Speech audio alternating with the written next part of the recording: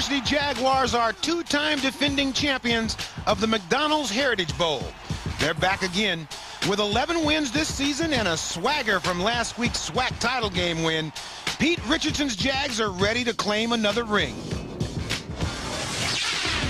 The Hampton University Pirates have other plans for their first ever Heritage Bowl. Mission 1 is to avenge an October loss to Southern that knocked them from atop the Black College rankings. Hampton versus Southern, and all the festivities next. Check it out now.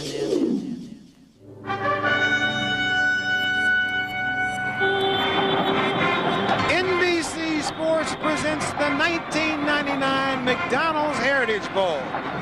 Welcome to Atlanta and the Georgia Dome, site of the 9th McDonald's Heritage Bowl, featuring two of the best black college football teams in America. Today's game matches the Hampton Pirates from the Mid-Eastern Athletic Conference against the powerhouse Southern University Jaguars, champions of the Southwestern Athletic Conference. Hello, everybody. I'm Ahmad Rashad. Hampton and Southern will kick it off in just a few minutes. This is a new experience for the Hampton Pirates, playing in their very first Heritage Bowl.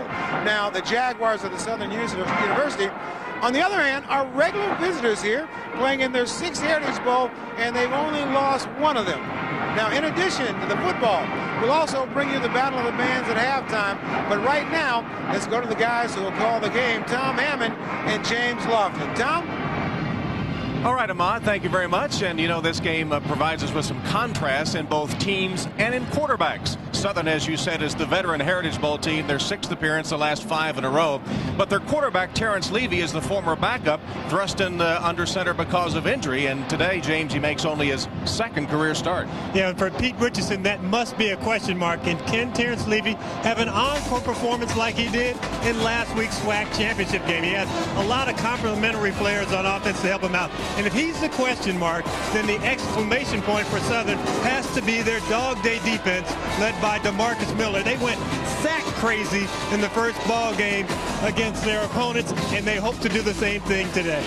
Well, as hot as Levy and the Southern offense has been, that team is still based on defense. Hampton, though, they like to think about offense. It's their first Heritage Bowl appearance, but they have the veteran quarterback. Roy Johnson has seen just about everything, nearly a 4-year starter for the Pirates. And for Joe Taylor, there's no question mark at the quarterback position, but I think the question mark must be, how can we protect Roy Johnson in this ball game? Look at the numbers: 2 interceptions, 7 sacks in the first ball game. Now, Taylor looked at the offensive films from the whole season. He said, we need to get touches to the appropriate players, and these 3 guys are going to get 85% of the touches today: Zurrell Harris, Adrian Weidman, and Montrell Cooley. And if it works out the plan, then Coach Taylor may have a good offensive game plan today. So Hampton does have a score to settle from that 21-6 loss to Southern in October. And as we listened in their locker room a few moments ago, it's obvious that they believe they can do it.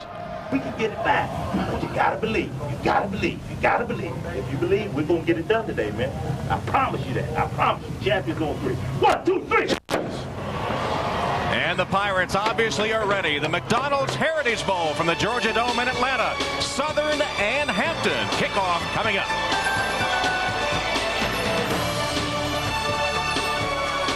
The time in your life. Georgia Dome in Atlanta, the McDonald's Heritage Bowl, matching Hampton University from Hampton, Virginia, and Southern University from Baton Rouge, Louisiana. That's Justin Mattingly set to kick off, and Chris Parker deep for Hampton to receive the opening kick in the Heritage Bowl. Hampton winning the toss and choosing to receive to open the game. Whoa! And the game underway as Mattingly's short kick taken by Parker at about the 12-yard line. Gets a blocker too and bursts free at the 40. Midfield, he has a blocker in front, finally taken down inside the Southern 40-yard line. Chris Parker, the sophomore from Smithfield, Virginia, with a 50-yard kickoff return. I talked to Justin Mattingly, the kicker, before the ball game, and we were talking about NFL kickers, and he saw a guy miss 3 field goals in one ball game. He said the only worst thing than missing 3 field goals is having to make the tackle on kickoffs. So Hampton in great shape. The first play from scrimmage, they switch out of the I formation. Weidman, the tight end, switching sides. The tailback is Coley, their leading ground gainer on the season. Johnson, swing pass complete. Mike Jones, and Jones has about 11 yards and a first down for Hampton before Shannon Smith, the linebacker, chases him down. It is an 11-yard gain and a Pirate first down. There is that offensive line. Jason Thomas is headed to the Hula Bowl All-Star game in Hawaii. Foreman and McClendon were all conference. Roy Johnson, the veteran quarterback, Coley leading ground gainer, Jones, Smith, Compton, and Weidman completing the offensive lineup. Johnson, after completing his first pass under center, they're in the eye. Coley, the tailback.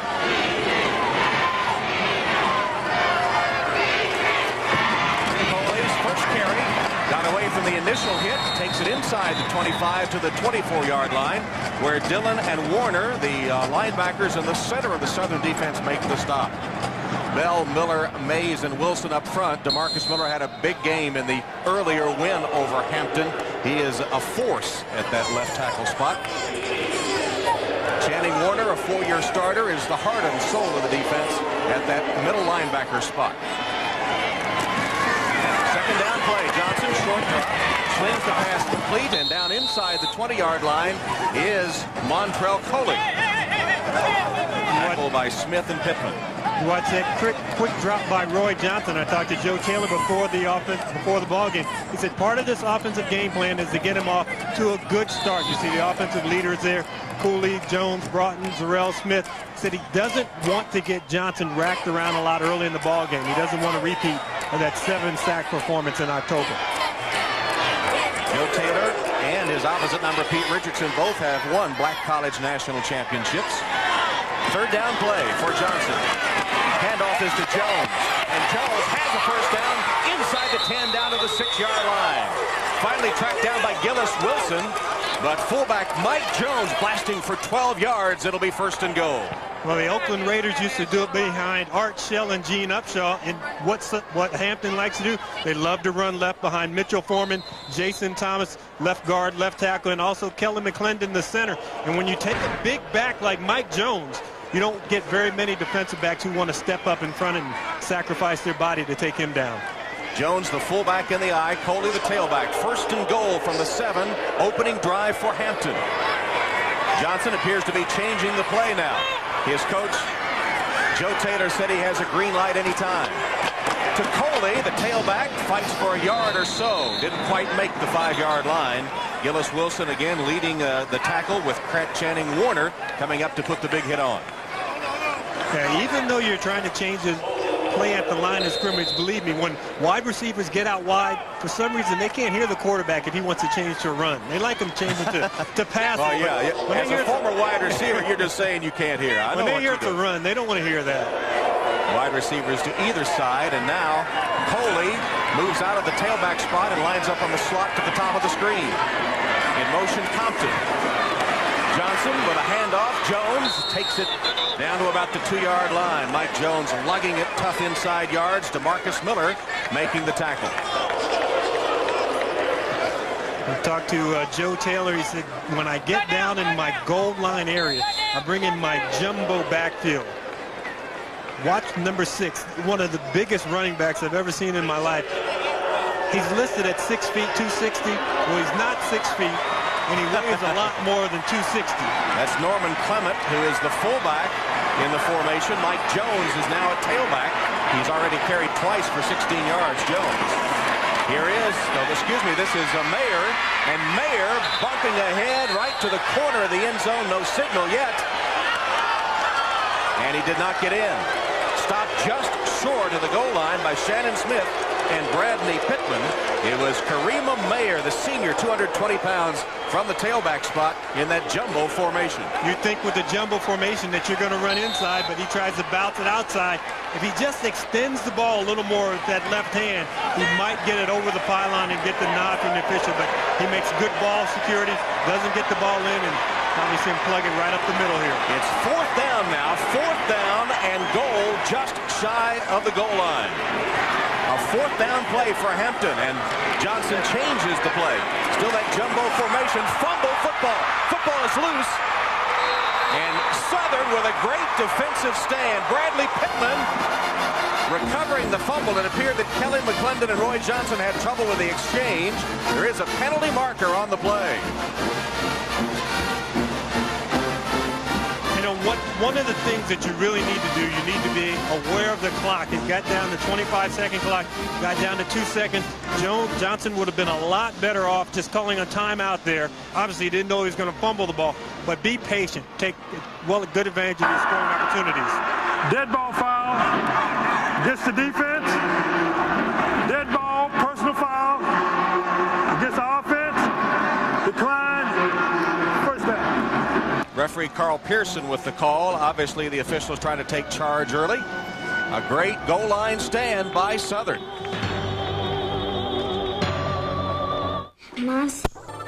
The 1999 McDonald's Heritage Bowl is brought to you by McDonald's and its franchisees. Once again, proud to sponsor the 1999 McDonald's Heritage Bowl. By National Car Rental. So what are you waiting for? Let's go. By Speed Stick Deodorant, proud sponsor of the McDonald's Heritage Bowl. And by Mach 3 from Gillette, the first triple blade razor for the closest shave and fewer strokes with less irritation. The Atlanta skyline, where Hampton took the opening kickoff, drove all the way down the field. They had it 4th and inches, bobbled the snap from center and don't score. And here's Southern first offensive play. Ryan Lewis, the speedster at tailback, bursting free for a big run across the 15 to the 17-yard line, where he's tackled by Travis Coleman and Curtis Blackwell. There's the Southern offensive line. Levy, the quarterback, he's done a superb job stepping in the third quarter against Grambling. Ryan Lewis, Calvin Mills, and that receiver Michael Hayes has had 2 brilliant games back-to-back. Terrence Levy changing the play now. Hampton showing blitz. 2nd and short. Draw play. And the handoff is to Ryan Lewis, who spins ahead close to a first down. Tackled again by Curtis Blackwell. Here's the Pirate defense. Scott Bland, Cornell, and Foote up front. The man to watch is in the middle of that defense. Deion Hunt led the Mid-Eastern Athletic Conference in tackles, 1 AA All-American, and the MEAC Defensive Player of the Year. There he is, number 46. The senior from Detroit, Michigan. Close enough that they will measure.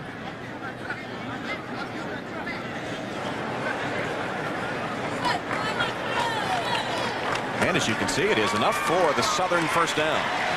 You know, you're talking about Deion Hunt, and I don't know if defensive players are born angry, but Deion Hunt came in. We congratulated him on being Defensive Player of the Year and being All-American. First thing out of his mouth was, I should have made All-American last year, too. He was a little more gracious than that, James, but he did make the point that he thought he had deserved it last year as well, when he also was the leading tackler. 3 times he's been the leading tackler for Hampton. Quarterback draw, Terrence Levy, dodging players, slides down just short of the 30-yard line. He got 8 or 9 yards on the quarterback draw. Terrence Levy, a redshirt sophomore from New Orleans, who is making quite a name for himself. Where you spread everybody out, Levy does a nice job. He goes to the left. The reason he goes left is because Deion Hunt goes to his right. So quarterbacks are smarter than linebackers. We spoke to Levy yesterday, and a quiet, unassuming young man. He said, I'll give the credit to the team. Don't give me any credit. You can't meet a more unassuming young man at the quarterback spot. Nearly missed that handoff, but finally did get it to Ryan Lewis. And Lewis is finally tackled by Corey Kaysen as Southern picks up another first down.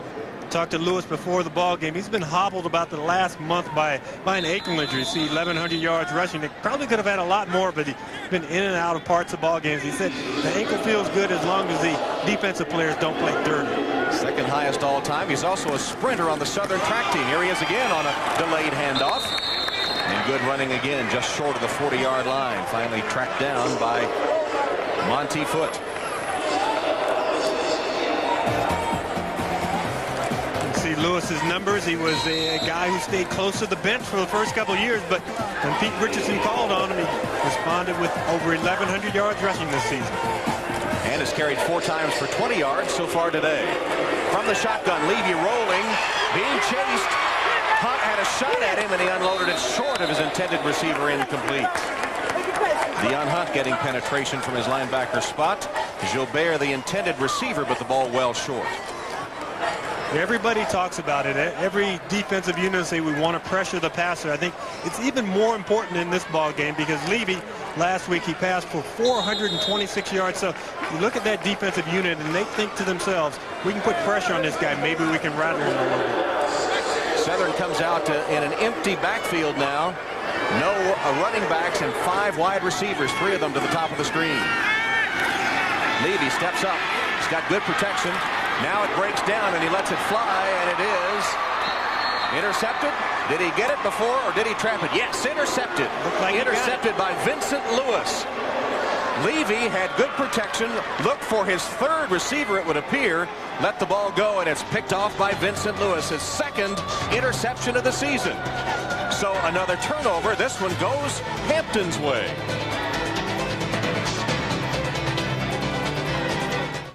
Hey, that safety is taught to mirror the quarterback, especially when that quarterback scrambles and moves in the pocket, and that's what Vincent Lee does. And Lewis happens to be open at the end of the play, too. So Hampton takes over, and they go deep on the first play from scrimmage, and that's nearly intercepted as the ball hung up there. Johnson didn't quite have enough steam on it. Pittman nearly picked it off, intended for Zuriel Smith. I think it's the humidity inside the building. Could be. He was a little late in pulling the trigger on this because he had his receiver open. Zuriel Smith had Pittman by a step and lots of field to work with. When you throw that pass pattern, you really want to throw the ball away from the defensive back, not so much up the field. And Pittman should have had the interception. Just went right through his hands. As you see that he was the Southern leader in 97 and 98. Picked off 3 in the regular season this year. 2nd and 10. Short drop.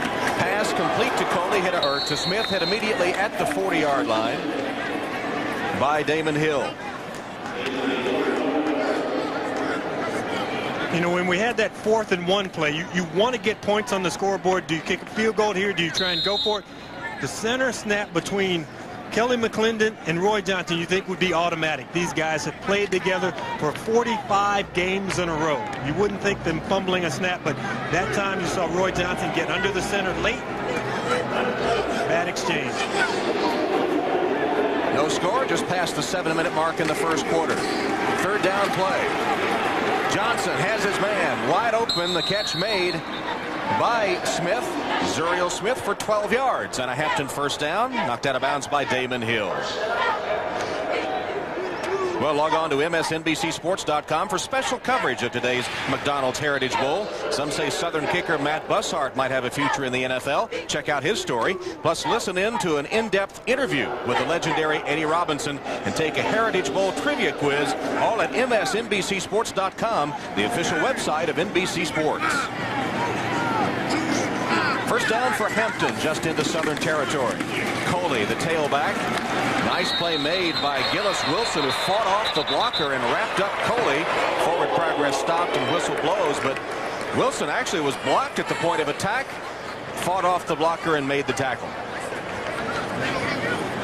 Boy, this is a good defense. What's their nickname? Dog Day Defense. And look where they ranked. I think that's first in a lot of categories. Points allowed, fumbles, interceptions, sacks. 48 sacks, and passing defense efficiency. Now, that's a new one for me. I'd have to get my computer out to tabulate that, and that's Michael Vitt.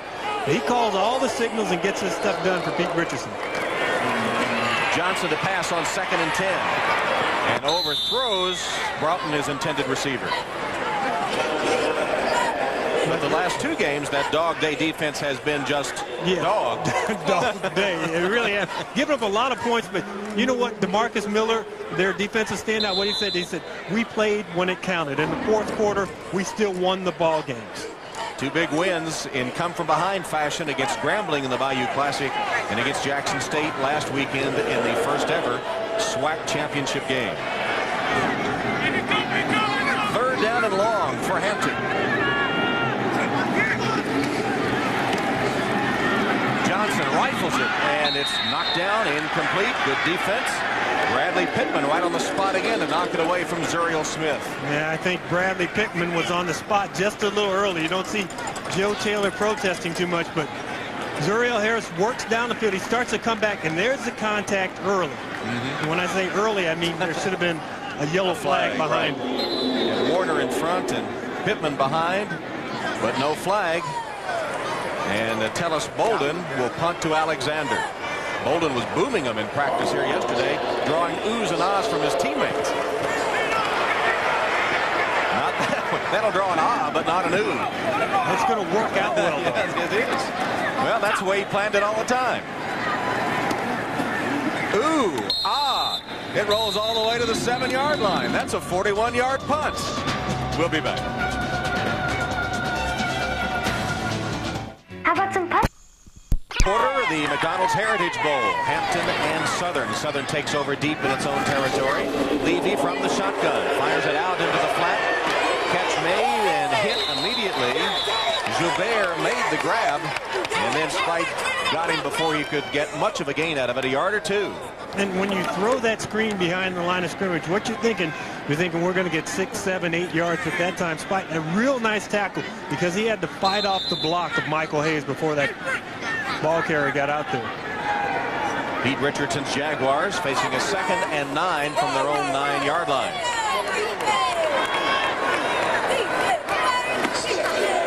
Levy, pass behind his intended receiver Hayes, and incomplete. It's going to be 3rd and 9 coming up for the Jaguars. You would think that this is a pretty easy throw, just throw and catch, but when you take the snap from the gun, you don't really have time to drop back. You notice Levy didn't even have a chance to get his hands around the laces. He needs to just take that ball, mold it up, and then make the throw. Don't rush yourself. Right now, he's a little nervous. Well, he admitted he was going to be nervous. He said last week, having time to think about it, he was real nervous. Grambling, he didn't have time to think. He came into the game, makes a key throw there to Hayes, but Hayes makes a cardinal mistake. He did not get enough territory for the first down. He'll be stopped a yard or two short by Spite again. So Levy on the money with a throw, but Hayes making a mistake, not getting enough yardage. You know, you wonder about the wide receiver not gaining the distance for the first time. You're supposed to run your route at the proper depth, then come back for the football. And, you know, most offensive coordinators now think, you know, every receiver can break every tackle and get that first down for him, and they don't want to risk having the quarterback stand in his own end zone for that extra time. Coleman awaits the kick by All-American Matt Bushard of Southern. Coleman retreats to the 38, tries to get to the outside, surrounded by blue-shirted Southern special teamers, and is knocked out of bounds after a 3-yard return of a 40-yard punt. We'll still scoreless at the Heritage Bowl. How about some putt? Regional Vice President of McDonald's, and you've made a wonderful commitment to this game. What does that commitment entail? Well, Ahmad, thank you. You know, this is our 4th year of being the title sponsor of the Heritage Bowl. And the thing that we're really happy with is the fact that our African-American, historically black colleges and universities are able to give so much to the communities as well as educate our African-American youth. Lee, thank you very much. A wonderful statement on that behalf. Well, thank you very much, Ahmad. All right, thanks, Bill. Back to you, Tom. Thank you, Ahmad. Montrell Coley with a first down carry for Southern, hit by big Nathaniel Bell, number 99, the 270-pound senior from New Orleans.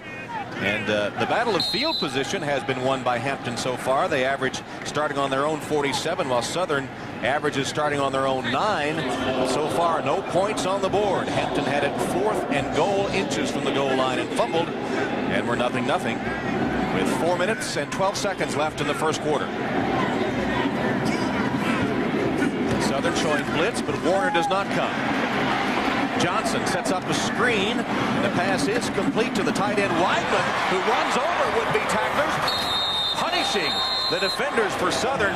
And big Adrian Weidman, 265 pounds, 6'5", finally hauled down by Overton and Mays, 26-yard gain. And I would have to think that that play makes Joe Taylor feel pretty good, because this play takes a long time to develop, and in the face of this screen, Roy Johnson sees the blitz, very patient, gets the ball to Weidman. Weidman, not the nimblest of tight ends, but manages to skirt down that sideline, and that is a nice gain for a big guy. Damian Hill knew he was there as Weidman knocked him out of bounds as he tried to make the tackle. First down for Hampton in Southern territory. Draw play. This is Coley. Coley got away from one tackler, still kept his balance, and then finally is marked down. And they're saying keep running. The whistle hasn't blown. Everyone thought the play was over, and they ruled his knee was not down. He could have kept running, and finally his teammates said keep going, keep going. We could hear them. It'll be a big run by Montrell Coley, and that's about the strangest I've ever seen. 16 yards. Well, I saw that spin move that he made, and he is so low to the ground. He's listed at 5'9", but he'd be lucky to be 5'9" with platforms on. And watch him as he goes. He's that down knee right there. Graces the ground, but you know what? They don't come in and blow the whistle right away. And now everyone says, keep going, keep going. And he says, what? Well, his knee should have been marked down. Got a few more yards after he should have been ruled dead. First down for Hampton. They're at the 16 of the Jaguars. Play clock. And he did not get the play off. That'll be a 5-yard delay of game penalty against Hampton. Joe Taylor can't be happy with that. He's got his veteran quarterback who is saying, get the plays in early. Dead ball, delay of game, against the offense, 5-yard penalty, first down. Well, the culmination of the preceding play was so crazy that it threw Hampton's timing off. Everybody's waiting around. They didn't know if he was down, where the ball was going to be spotted. They're a little late getting it in, but the one thing that Johnson does is he really reads over the defense and tries to make a decision. Once he gets up to the line of scrimmage, we talked about the fact that Joe Taylor has given him complete carte blanche to call plays at the line of scrimmage. Sometimes the quarterback has to be more aware of the play clock. Roy Johnson, a graduate student. He has a business management degree, working on a master's in education. He wings this one downfield over the head of his intended receiver, Zuriel Smith. Well, coming up Saturday, Christmas night, celebrate the holidays with a highly anticipated return of the NBA on NBC at 7 Eastern, a rematch of last year's Eastern Conference Finals, Allen Houston and the Knicks against Reggie Miller and the Pacers. Then in the nightcap, Tim Duncan, the world champion Spurs, visiting L.A. to take on Shaq and Kobe Bryant, the red-hot Lakers. An NBA holiday doubleheader in prime time Christmas night, starting at 7 Eastern, only on NBC. Now, you know who's watching? Avery Johnson is a Southern grad. Avery Johnson, right? The game winner in NBA Finals last year. He did, the point guard of the San Antonio Spurs. Draw play handoff, takes it inside the 15-yard line. Montrell Coley hit there by Idris Brown and Sean Overton. Two good NBA games as the NBA returns to NBC on Christmas Day. Coley's numbers now, sorry, James, 6 carries, 26 yards. How come they don't play basketball outdoors? I mean, a real sport well, they do, like actually. Football, you play outside. Yeah, oh, have you looked up lately? You see this roof over your head? Oh, is that what that is? Oh, it's just a cloudy day. 3rd and 8 for Hampton from the 14 of Southern. Johnson, trapped and sacked. Idris Brown, the strong safety, the all-SWAC performer who packs a lot of power in that 5'9", 170-pound frame, gets the sack of Roy Johnson. And the tough thing about this sack is he has time. He had a man open. He had Coley open, but he was trying to look and wait for Zuriel Smith to come free, but he didn't. And the bad thing about this sack is it puts him at the outer edge of A.C. Wyatt's range. I talked to him for the ball game. He said 45 yards, the coaches are comfortable. I think I can kick it from 50, but this is a long field goal attempt for A.C. Wyatt. 43 yards for Wyatt. Sent it on its way, and it is no good. So the sack, a 12-yard loss, was huge. Once again, the Southern defense is up to the task. Hampton and Southern are scoreless. Ahmad Rashad at the Georgia Dome in Atlanta. McDonald's Heritage Bowl. We start the second quarter. Hampton and Southern are scoreless. Hampton has moved the ball but has nothing to show for it. In fact, 35 players run in that first quarter. 27 of them were in Southern territory. And Hampton has not been able to score. Johnson on a rollout, tiptoeing down the sideline and finally marked out of bounds at midfield and close to a first down. It should be a first down, as a matter of fact.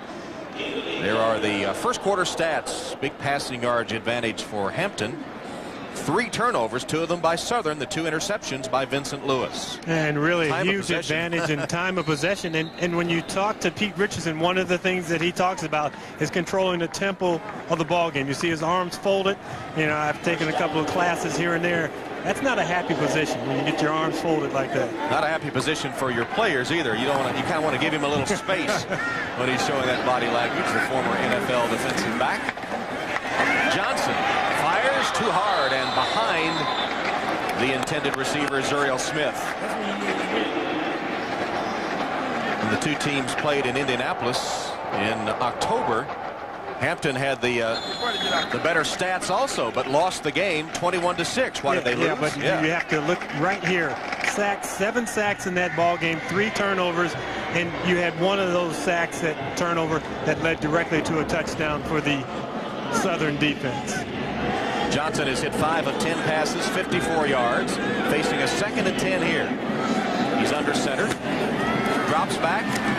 Protection is good, and he's on target. Pass complete to Smith, and Smith fights his way to the 30-yard line of Southern before he's tackled by Sean Overton. It's a 20-yard hookup from Johnson to Smith. Smith, the freshman receiver from Mechanicsville, who tied for top honors with 31 catches in the regular season. And I talked to Donald Hill, the offensive coordinator, before the ball game. The one thing he said, we got a lot of freshmen, redshirt freshmen, playing at wide receiver, and these guys have to get past just having feel good about making a catch. They want to get them to a position where they're naturally running with the ball after the catch. There's one of those players you said needed the touches for Hampton to win today. First down for the Pirates. Tough running after an initial couple of yards. Channing Warner leading the defense against Mayer. And a short gain on the play of a couple of yards. When you talk about tough running in that first ball game in October, Hampton only averaged 2 yards a carry. Now, granted, that takes into account quarterback sacks, but the line of scrimmage was controlled by both defensive units. And DeMarcus Miller, we talked to him, he said the team who is more physical up front will win this ball game. But really, right now, the battlefield position is being won by Hampton. They just have to cash in and get on the scoreboard. Split backs, 2 wide receivers on 2nd down. Johnson, swing pass, complete. Pass caught by Mayer, and Mayer will come up about 3 yards short of the first down, hit by Darnell Henderson. Coming up tonight on NBC. He's the perfect holiday guest, and he's coming to NBC tonight. Ace Ventura, When Nature Calls, starring Jim Carrey. Do I have something in my teeth? NBC tonight. Outrageous. Coming up tonight on NBC. Is that real asparagus or fake asparagus? I don't want to know. Johnson 7 of 12. Here's his 13th attempt. Looked one way to try to look off the defense. Came back the other way for Broughton, and the pass too high and maybe too hard. Does he need a little more touch on that throw or not? Well, he felt a little pressure because the guys are coming at him. But when you're going to throw the ball late, you want to put a little extra on it. You see him look right. Then he comes back left, and he knows that these are only 6-yard routes. His guys are going up there 6 yards and stopping. The last thing he wants to do is throw a soft little pass out there and then have Pittman and the defensive back catch it and start going in the other direction. There's Roy Johnson. I don't know that we've ever talked to a more poised or pleasant young man in all our college football activities than Roy Johnson. A very keen student of history, wants to teach history and coach perhaps. He drills that one right between 2 defenders, and it's complete down to the 15-yard line. The catch made by Smith in traffic. He was sandwiched by Shannon Smith, who hit him the hardest. And we were talking about, there's Smith who made the catch. Talking about Johnson, he wants to coach and perhaps teach history, and is a keen student of Martin Luther King. He is from the Atlanta area. Has been to King's house, has read up on him, and he said the civil rights movement is his main area of interest in history. He said he likes to look at the old films and to see the fear but not feel the fear of what it was like during the civil rights movement. Travis Hales gets the handoff and plows ahead for a couple of yards before Robert Chapman and Gillis Wilson put him to the turf. You know, we are not the only guys talking about Johnson. I think the NFL is also interested in the guy. When that pre-draft thing came out, they listed him as the 10th best quarterback coming out of college football this year. You look at his numbers, not spectacular, not gaudy, but see him on the run there. That's one of the things that the NFL looks at. They look at that mobility, that pocket awareness, and when they sit down and they talk to this guy, you come out of the room and you go, wow, he has something between the ears. It's his 5th year at Hampton. He took over during his redshirt freshman year and has been at the controls ever since. There's a drop by Smith. Smith had that one right in his hands, and once again, Hampton starting to sputter a little bit down here in the red zone. Well, I think that Smith is thinking, if I catch this ball, I spin to the outside, I can get in the end zone, because he feels that defensive back inside him. But the thing you have to do first, make the catch, take the initial gain and then get something after the catch. That's why it's called run after the catch, not run before the catch. And a timeout has been taken by Southern. We're in the second quarter. Hampton and Southern still scoreless, but Hampton knocking on the door.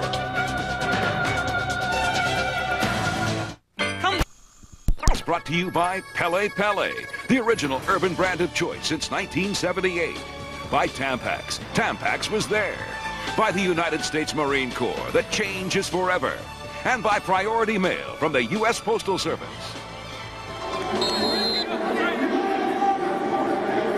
Tom Hammond, James Lofton, Ahmad Rashad, the McDonald's Heritage Bowl. 11:45 left till halftime. Hampton and Southern are scoreless. Hampton facing a 3rd and 6 from the Southern 11-yard line. High formation, Coley the tailback. Pitch to him. Coley wants to throw, and he's got a man wide open for the touchdown. It's Weidman, the tight end. Montrell Coley on the halfback option pass, throwing it to the tight end Weidman for the score.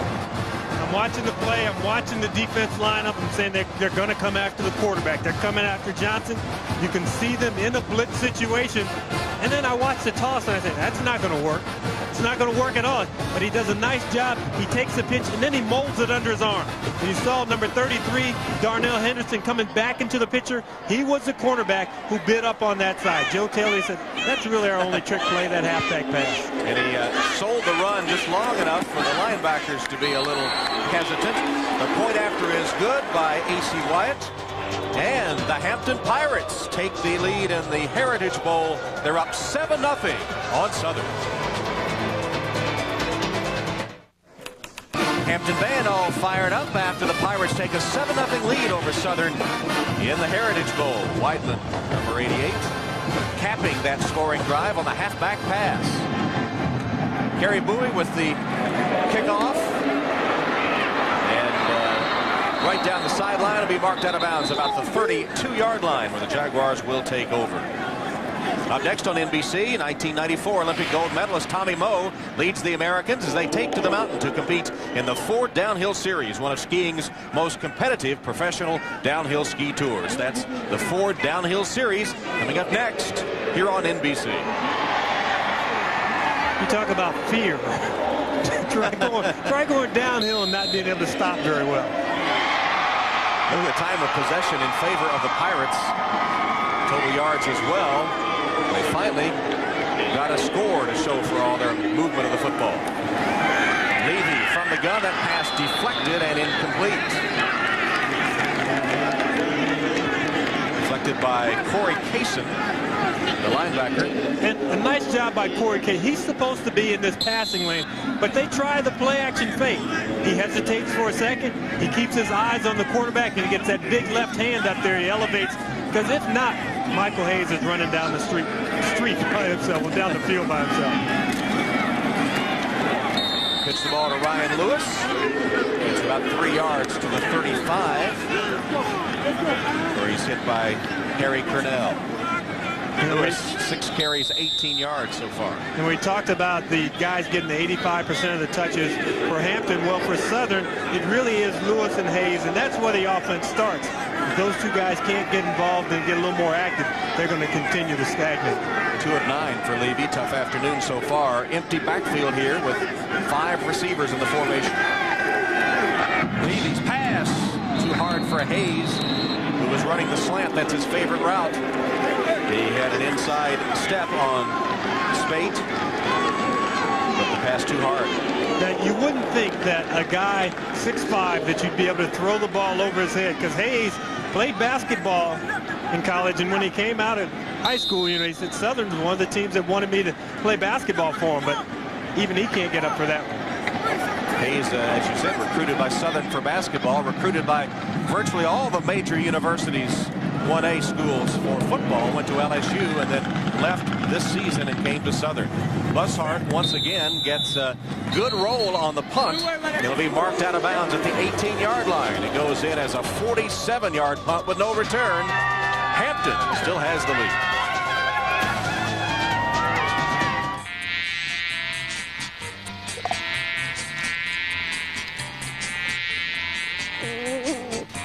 haven't earned enough miles for a free vacation? With the Delta United Frequent Flyer Partnership, you can apply miles flown on either airline to either account. Since together, Delta and United serve more U.S. destinations than any other partnership, you'll be earning trips faster. Delta Airlines, helping you earn trips faster. Introducing Colgate Total Fresh Stripe Toothpaste. A fresh minty gel that keeps working long after you've finished brushing. Fighting bad breath while you're out and about. Fighting cavities and tartar when you're center stage. It even fights plaque and gingivitis. For protection all day or all night. Colgate Total Fresh Stripe Toothpaste. The brushing that works between brushings. She has it.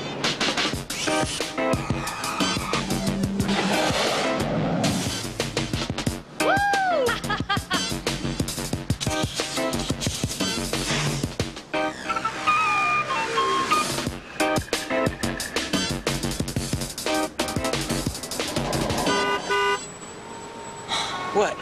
The new 2000 Ford Focus can handle anything you can dream up. Christmas night, the NBA on NBC returns with a big doubleheader. First, the Knicks meet the Pacers in their first rematch of last season's conference finals. Then, the defending NBA champion Spurs face the hot new-look LA Lakers. The NBA on NBC, Christmas night at 7 Eastern. Hampton University leading Southern 7-0 in the Heritage Bowl with 10:40 left in the second quarter. Hampton takes over at its own 18-yard line. Weidman in motion. Into Coley. Sort of tiptoeing toward the line of scrimmage. Ball was loose, but he was already down. Antonio Mays made the stop. There's Coley, who threw the touchdown pass. Former North Carolina Player of the Year 3 times at Goldsboro High School. 3 times? 3 times. And at one time had a nearly 3,500 rushing season in high school. Well, he averaged 276 yards a game in high school. I can't imagine. You got 11 guys, you're playing against 8 that you could rush for that many. All the big name schools wanted him. Tennessee was right there to the last minute, but he was a late qualifier, wound up at Hampton, and he said he never regrets a thing. He's had a great career with another year left. Flag down as Johnson scrambles and is bumped out of bounds right at the yard marker by Ed Reese Brown. You know, the funny thing, when you watch the offensive line block the defensive lineman, it's kind of a big dance. And then you see somebody go down like they slipped on a wet spot on the floor, you know it's holding because it's just a complete takedown.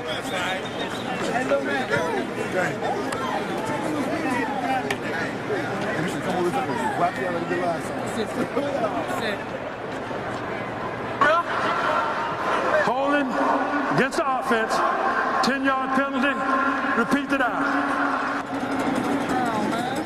So the step off against Hampton for the hold. And you're going to see exactly what I'm talking about. Here the dance starts and say, okay, want to dance? Now let's go get some punch. And they just take them down right there. DeMarcus Miller, boo-boo, as from the Yogi Bear,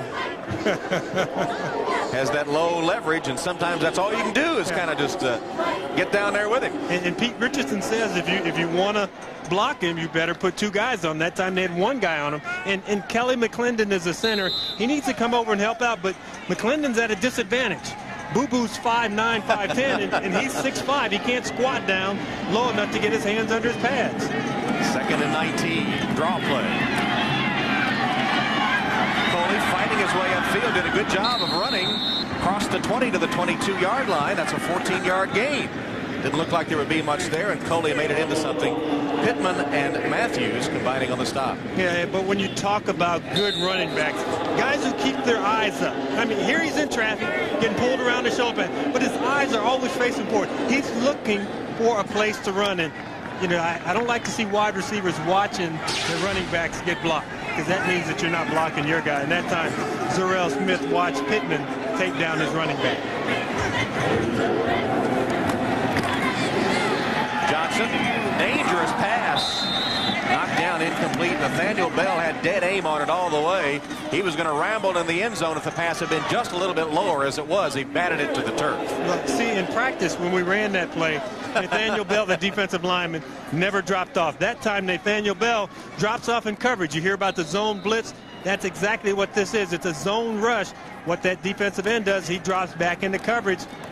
Does a nice job getting that big paw up on the pass. And he's 6'6" to start with. So a punting situation now. Ellis Bolden lets it fly. And Marcus Alexander will let it bounce. Bodies flying everywhere, and again, and that is going to be close to getting a flag. Still a legal hit, I suppose, because the whistle hadn't blown, and no flag is down. 40-yard punt with a roll, and Hampton's up 7.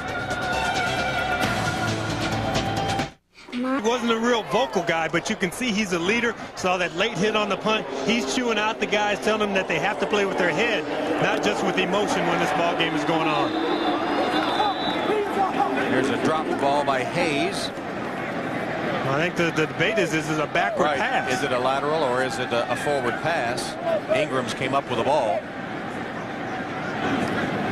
But you know, you like your quarterback, Johnson, to be able to take control of the entire team, not just the offense, but the special team and the defense, because somebody other than the head coach has to be the guy to say, okay, we got to get this done. We got to play smart. We have to do what's necessary in this ball game, and don't let them get back in it. Roy Johnson was in a heated discussion with Richard Rogers, one of the Hampton defensive backs. 2nd and 10 for Southern. Levy's pass complete to Hayes, who went upstairs to get that one, but the gain only 4 or 5 yards. And Hayes, as we mentioned, the transfer from LSU, he was recruited by all the big major universities, but he wanted to stay fairly close to his home in Opelousas, Louisiana, so he went to LSU. At that time, the Tigers were riding high, but the bottom sort of fell out the last couple of years for LSU. He wasn't getting along well with the coaches, and he was thinking about transferring. His mom read some things in the paper that Jerry DiNardo, then the LSU coach, had to say about her son, and when Michael called up and said, "I'm thinking about leaving," she said, "I agree, go for it."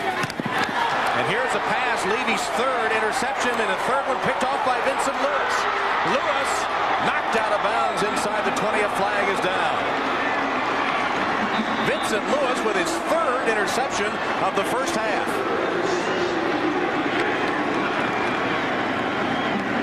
See, Levy, he's looking left, he's looking left, he's looking left for as long as I can imagine. His receiver just stumbles just a little bit when he comes out of the cut, Troy Ingram, and the ball goes right into the hands of Lewis. I'm sure when Lewis went to bed last night, he said his prayers, he said, boy, I hope I can pick off 1 pass. I think 3 is far beyond the imagination for him. You see the ball coming right at him. Ball was intercepted on the return, had a legal block in the back of the white team, 10 yards from the spot of the foul. First down. I think he meant an illegal block in the back. Well, Levy and Lewis have been the most potent passing combination of the game. An early Christmas for Vincent Lewis, as Levy 3 times has pitched the ball in his direction. 3 interceptions all by Lewis.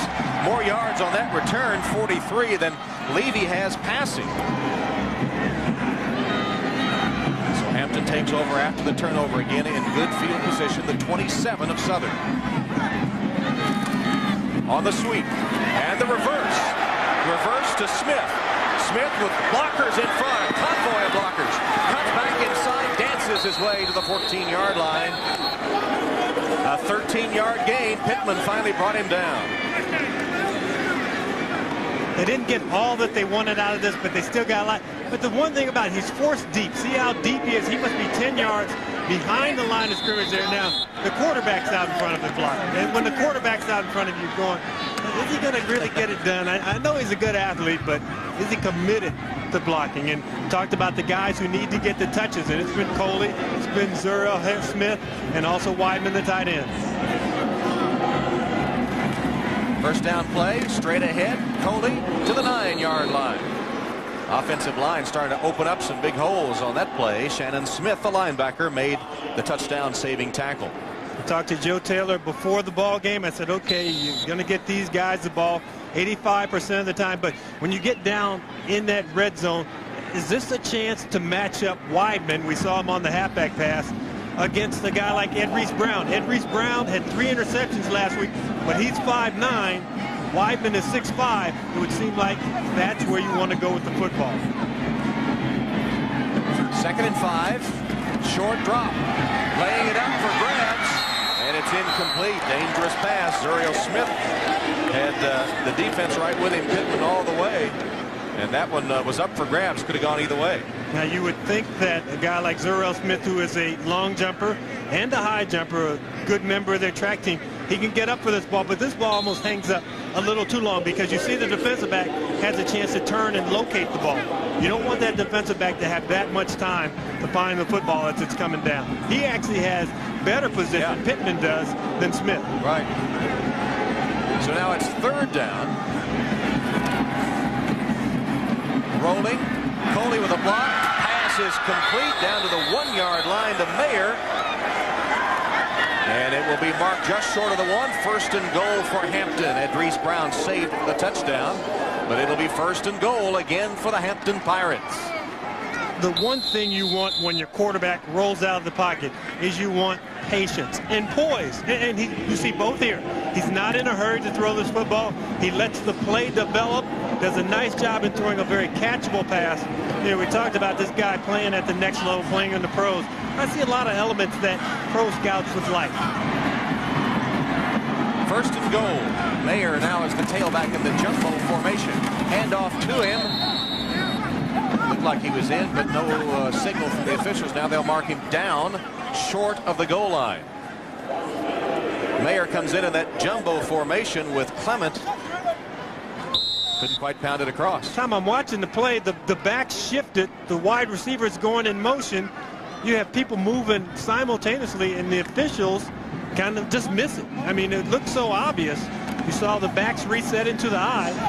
The wide receivers coming in motion and no flags. They did make a good call on no score because he did bounce into the end zone. Here he is again, Mayer. Hauled back with the Southern defense, still no score. Twice they've sent Mayer, the 220-pound tailback, into the line. Twice he's been thrown back by the Southern defense. That time, Antonio Mays led the charge. And you know what? If I'm Joe Taylor, I do it 2 more times. But this time, I run to my left. I mean, I have Mitchell Foreman. He's all MEAC. I have Jason Thomas. He's going to Hawaii. And then I have Kelly McClendon, my center. I put Weidman on that left side. I run that ball directly at the left side.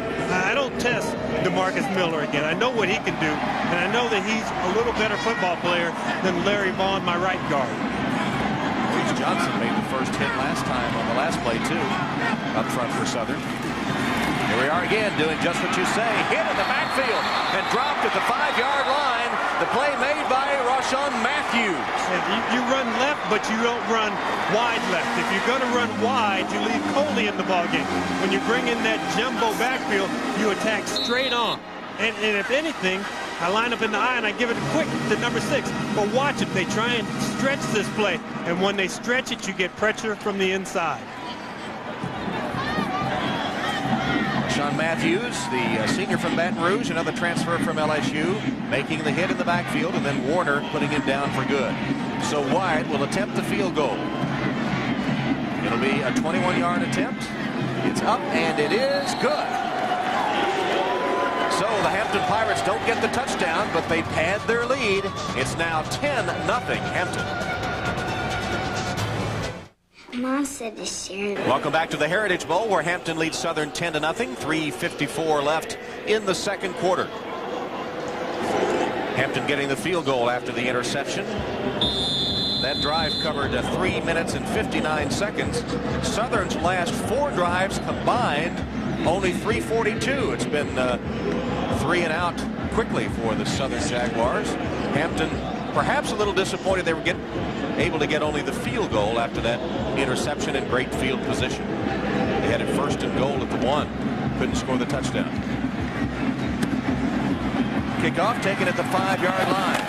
Bowie thrown back after he reaches the 22-yard line. A 17-yard return. I don't think you should be displeased with a 10-0 score, but to get 3 interceptions in the first half to really shut down the other team. Now, granted, Southern's been playing every week. They've had a very long season. They're sitting here at 11-1.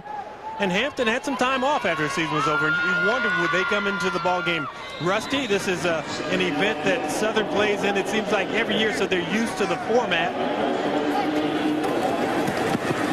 Draw play. And the handoff to Ryan Lewis.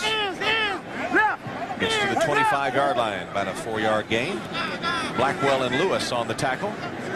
Well, Southern has just gotten nothing done those last 4 possessions. I would say this next one will be under a minute, and it'll be a punt. If form holds. Levy with a pitch to Ryan Lewis. Trying to bounce outside and a stop for a loss. Curtis Blackwell, the senior from Oak Park, Maryland, got great penetration into the backfield and stopped Lewis before that sweep could develop.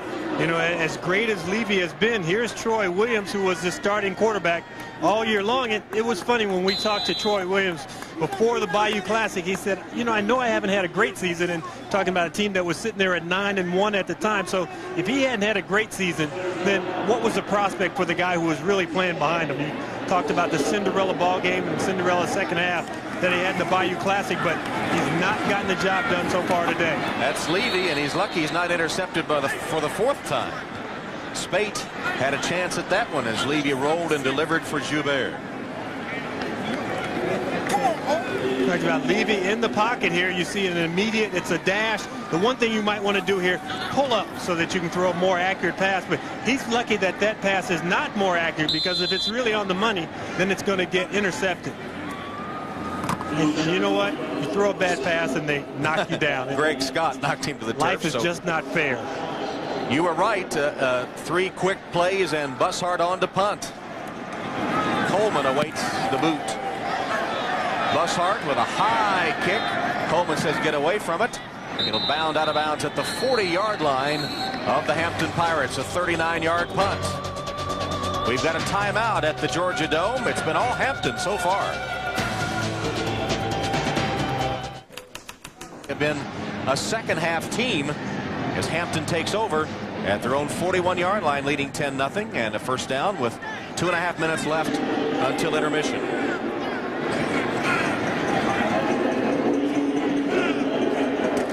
Johnson with the pitch.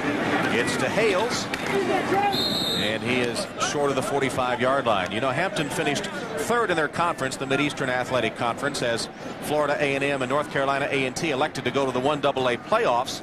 And when they were chosen for the Heritage Bowl, Pete Richardson of Southern was not that pleased. In fact, he said, he meant to say anyway, that they were 3rd, but it came out as reported in the media as 3rd rate. And of course, Joe Taylor jumped on that. They had 100 sheets printed up to hand to the players saying that he called Hampton 3rd rate, and they've used that as motivation coming into this game. Johnson heaves downfield, intended for Zuriel Smith, with Pittman right with him and incomplete. Interesting thing, when we talked to Roy Johnson yesterday, he said even though we were 3rd place this year, you know, we've been champions. They were a championship ball club last year, and we want to show people that we're champions. So, you know, that was just a little more fuel to stoke the fire. These two coaches, Joe Taylor and Pete Richardson, go back a long ways from Winston-Salem State when Richardson was coaching there and Joe Taylor was at Virginia Union, and they're good friends with mutual respect. So there's no animosity involved. It's just a little gamesmanship, a little motivation ploy. There's tremendous respect between the two, as we spoke with both of them yesterday. Johnson under pressure, steps up in the pocket, now scrambles free, caught from behind and dropped about a yard short of the first down by Gillis Wilson, the all SWAC performer, the senior from Patterson, Louisiana. Yeah, nice job by Southern, really turning up the heat up front. See, DeMarcus Miller just off the ball so quickly and into 2 guys. So when you do that, when you block double team on that one guy, that center can't get off and help from the outside. So on 4th down, Hampton will punt, and Southern's going to get one more chance to try to get some kind of offense going before halftime. Southern has called a timeout as Bolden will punt when we return to action, with 1:26 showing on the clock. And of course, the big halftime performance coming up by both of these excellent bands. Ahmad will be on hand to take you through those halftime activities. And coming up at halftime, your first opportunity to participate in the McDonald's Heritage Bowl National Sweepstakes. Send each team's halftime or final scores on a 3x5 card to the address on your screen by January 6th. You could win prizes, including a vacation for 4 at the Renaissance Jamaica Grand Resort in Ocho Rios, a Gateway Multimedia computer, or a JVC home entertainment system. Rules and entry forms are in December issues of Ebony, Essence, and BET Weekend. I'll take the vacation to Ocho Rios. Yeah, I'll take that one. I'm ready to go. And, you know, the great thing about you're thinking, that sounds too easy, but just write down the scores from halftime or the end of the ball game. You can enter the contest. You don't have to guess the scores. That's great. Bolden's in punt formation.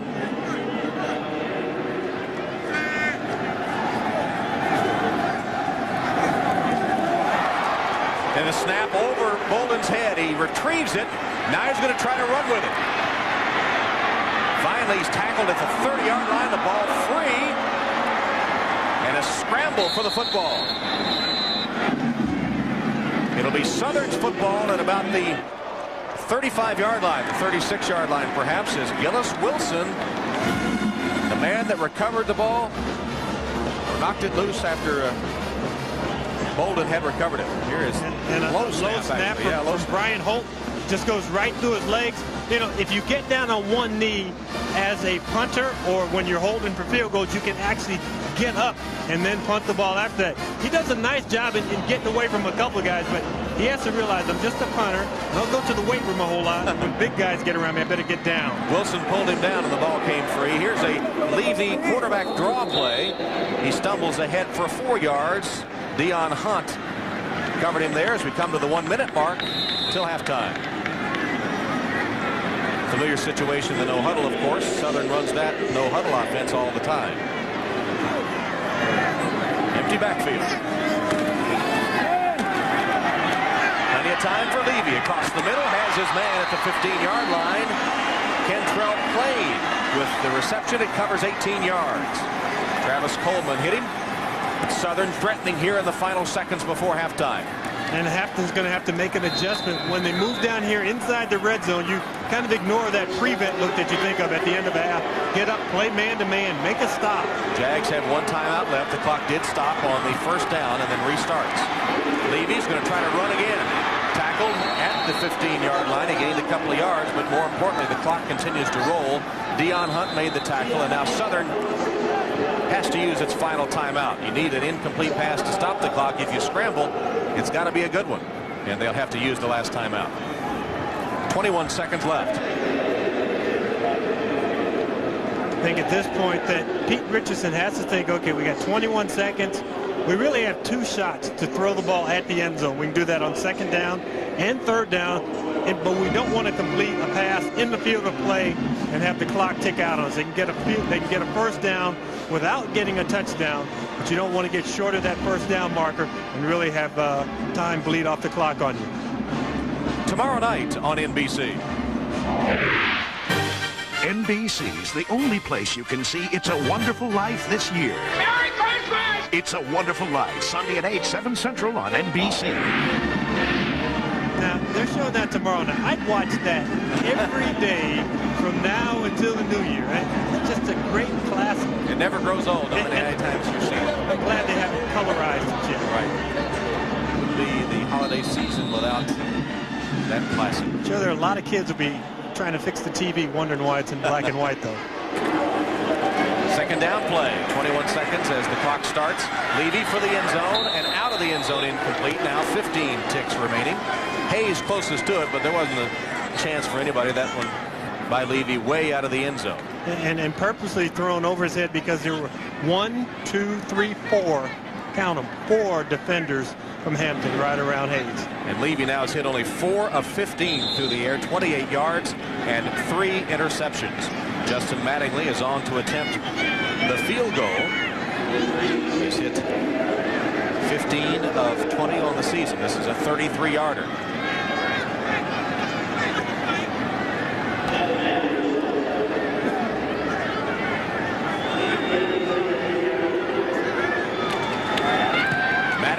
sends it on its way, and it is true. So Mattingly finally gets Southern on the scoreboard as the Jaguars take advantage of the bad snap in punt formation by Hampton, convert the turnover into a field goal, and narrow the lead to 7. It's Hampton 10 and Southern 3 with 11 seconds left in the second quarter.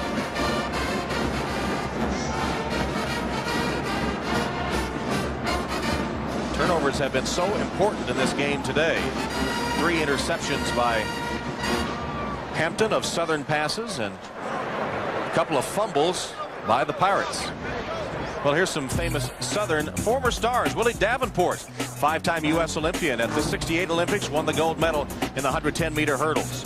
Lou Brock, baseball's second all-time leading base stealer, inducted into the Hall of Fame in 1981. And of course, the most recent former Southern star, Avery Johnson, who once led the nation in assists while playing at Southern, the starting point guard for the NBA champion San Antonio Spurs. And I think that was sweet for Avery Johnson, because there were a couple of other point guards from around the league who made the statement that San Antonio can't win with this guy playing point guard. Damon Stoudemire being one of them. I didn't want to point him out. And he showed him, didn't he? Avery Johnson, yes, absolutely one of my favorite people in the NBA. It's a joy to talk to Avery. Here's the Southern kickoff. Fielded at about the 2-yard line.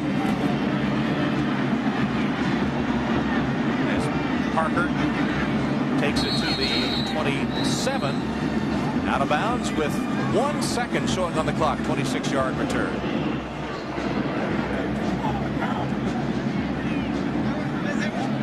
So 1 tick left. As Hampton had all the momentum before Southern was able to take advantage of the turnover and get a field goal. And perhaps the momentum has shifted a little bit with that one series of plays. Let's see. Second half, as we said, has been Southern's half throughout most of this regular season. Expect Hampton to just take a knee here to get the first half over with. And then you'll want to stay tuned for both bands coming up at halftime. And that'll end the first half of play. So stay tuned now for the exciting halftime show. The Hampton and Southern bands take to the field. Maud Rashad will be back with you after these messages. The full halftime show is brought to you by Greyhound Lines. Greyhound, the official ground transportation company of the McDonald's Heritage Bowl. Here now is the Hampton University marching force.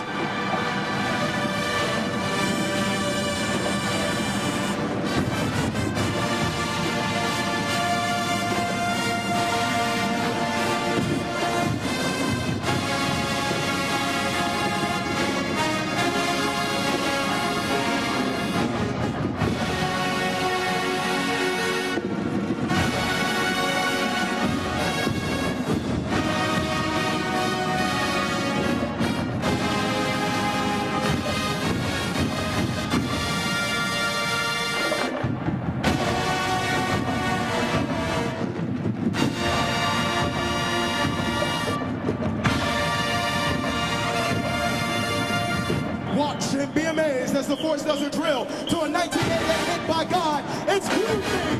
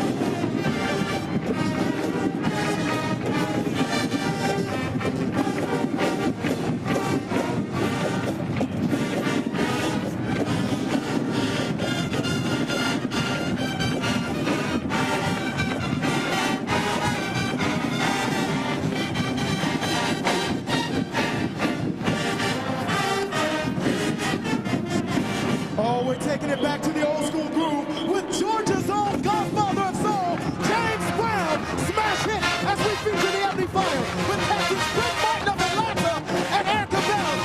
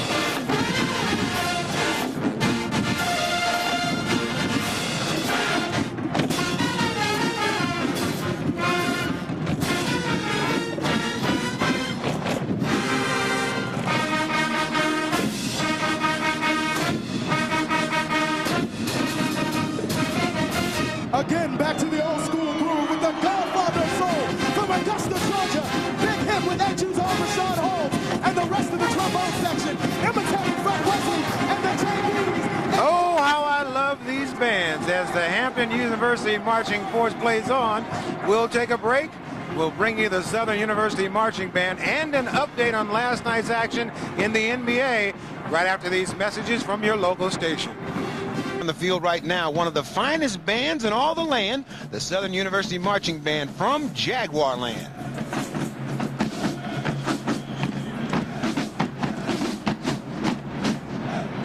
The band will now take you through a precision drill under the sounds of Michael Jackson entitled, Can You Feel It?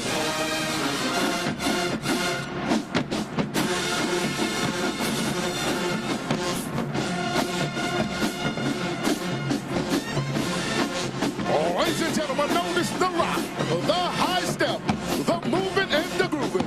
The Southern University Marching Band is often imitated, but never duplicated.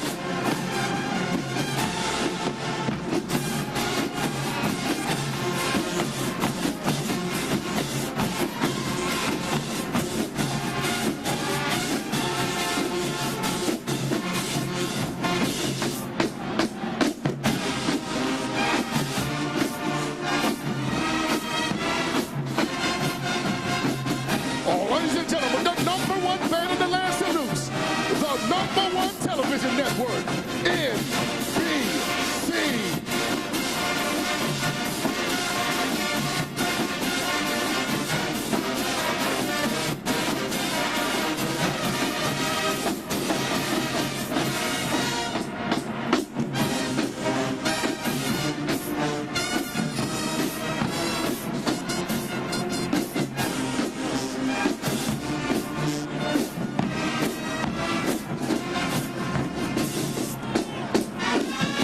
Ladies and gentlemen, the Southern University Marching Band proudly presents you with today's halftime score.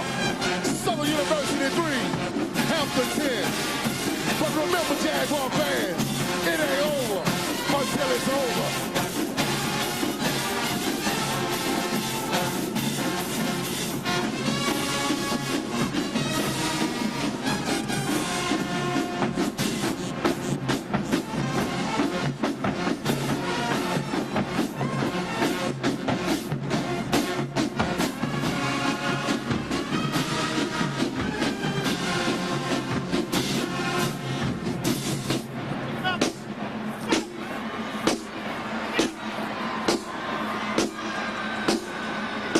Ladies and gentlemen, the marching band from Jaguar land salutes the greatest university in the nation. SU!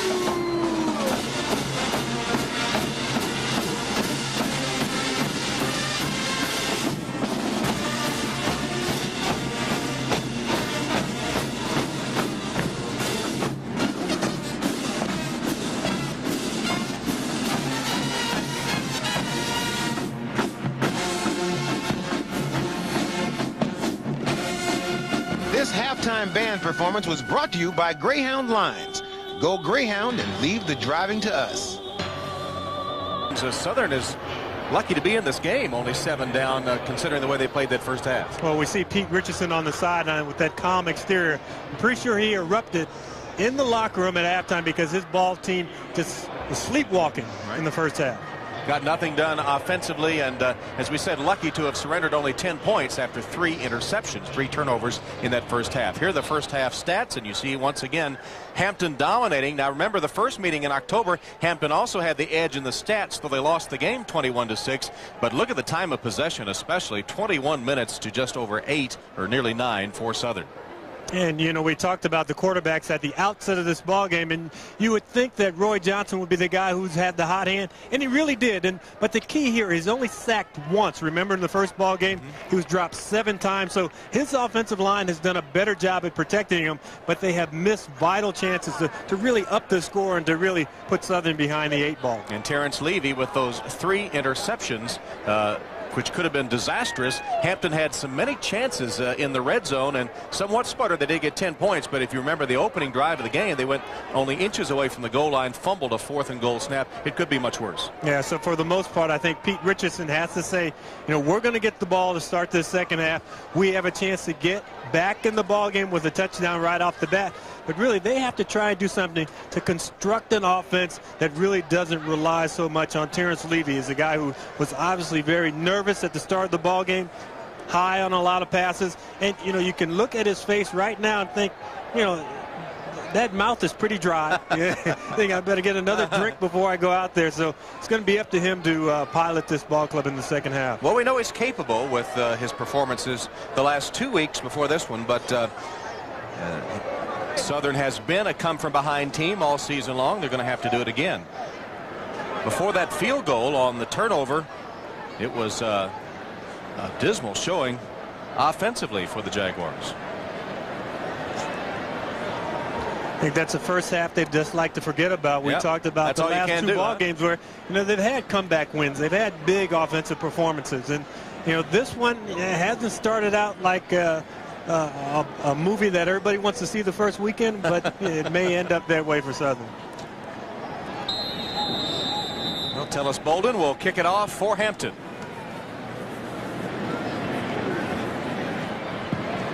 And we get the second half underway at the McDonald's Heritage Bowl. This is Plain cutting back to the 25. Got away from another tackler. Bowie it is, excuse me. And Bowie still on the run to the 32-yard line. Kerry Bowie, a nice return of 20 yards, dancing his way all the way across the field. Tackle made by Dwayne Little. And I think guys, when they see Bowie's 5 feet 6 inches tall, they think we can just come up and pop him. You saw him get popped. He remained on his feet, that low center of gravity. You don't get knocked off your feet as easily. Did a nice job in weaving a return out of that. So spot the ball at the Southern 32-yard line on the first possession of the second half. Terrence Levy at quarterback in the shotgun. Handoff on the first play of the second half to Ryan Lewis. And Lewis has about 9 yards before he's tracked down by Deion Hunt. And just based on one play, James, it looks like the Jaguars have a little more spring in their step. Man, you watch Deion Hunt, the all-everything, all-American player of the year. And if your defensive line doesn't stop the charge of the offensive line, you won't be very effective as a linebacker. 2nd and a yard. Quarterback draw. Levy has the first down and smacked hard about a yard beyond the sticks by Michael Bland and Deion Hunt. Well, when you're down to your backup and very little else, I don't know how many times you keep running that quarterback draw. He took a pounding that time. That's one of the plays they ran early in the ballgame. They had that quarterback draw, and Hunt went to the left. Quarterback goes the other way. That time, another good job by Hunt actually reading the play and stopping it this time. Southern first down. Hand off to Lewis. Breaks to the outside. Bounces across the 45 down to the 42-yard line where Vincent Lewis knocks him out of bounds. Ryan Lewis, just to me, on the 2 running plays he's had so far in this third quarter, looks to be a little quicker. 13 yards on that one. Well, Lewis, he's going to go to his right, but he sees that it's clogged up there. Peels back to his left, finds a running lane. A little bit of holding right there, but the officials don't call. But Lewis, good job in seeing that it wasn't there on the right side. Trying to get his own man, Kenrick Batiste, out of his way. 10 rushes, 40 yards now for Lewis. 2 good bursts here to start the second half. Looks like the same play, well, coming the same direction anyway. And Lewis to the outside and bumped out of bounds at the 27-yard line by Lewis. Vincent Lewis knocking out Ryan Lewis. A 15-yard gain. Remember the Pittsburgh Steelers, and they ran all those trap plays. Watch the lane coming in this direction. You're going to see it. And then you see Damon Nivens right there. He gets Deion Hunt in the middle of it, and Lewis just turns on the speed. He wasn't sure if the hole was going to be there. You saw a little hesitation, but when a guy can fly, hesitation or none, it doesn't bother him. And finally, a gaping hole open. Here's Lewis, Ryan Lewis, behind blockers to the right side to the 21-yard line, where he's hit by Greg Scott. Lewis had only 18 yards rushing in the first half. On this drive already, he has 43. I think when you go in the locker room at halftime, the coaches get together, they talk about, okay, what worked, what didn't work. What didn't work, we didn't throw the ball very well, but Ryan Lewis, we know what he can do. 1,100 yards for us this season. He's had the bulk of the carries the second half. He's out now. You got to imagine 43 yards. He can run 100 meters and not get tired, though. He's the 100-meter specialist. Dane Lewis takes his place in the backfield as the pass is complete to Anderson, and the tight end is to the 10-yard line and just beyond. 13-yard gain, first and goal, Southern. Vincent Lewis doing yeoman work in the Hampton backfield, making the tackle of the tight end Anderson. But a good job of putting plays together back-to-back.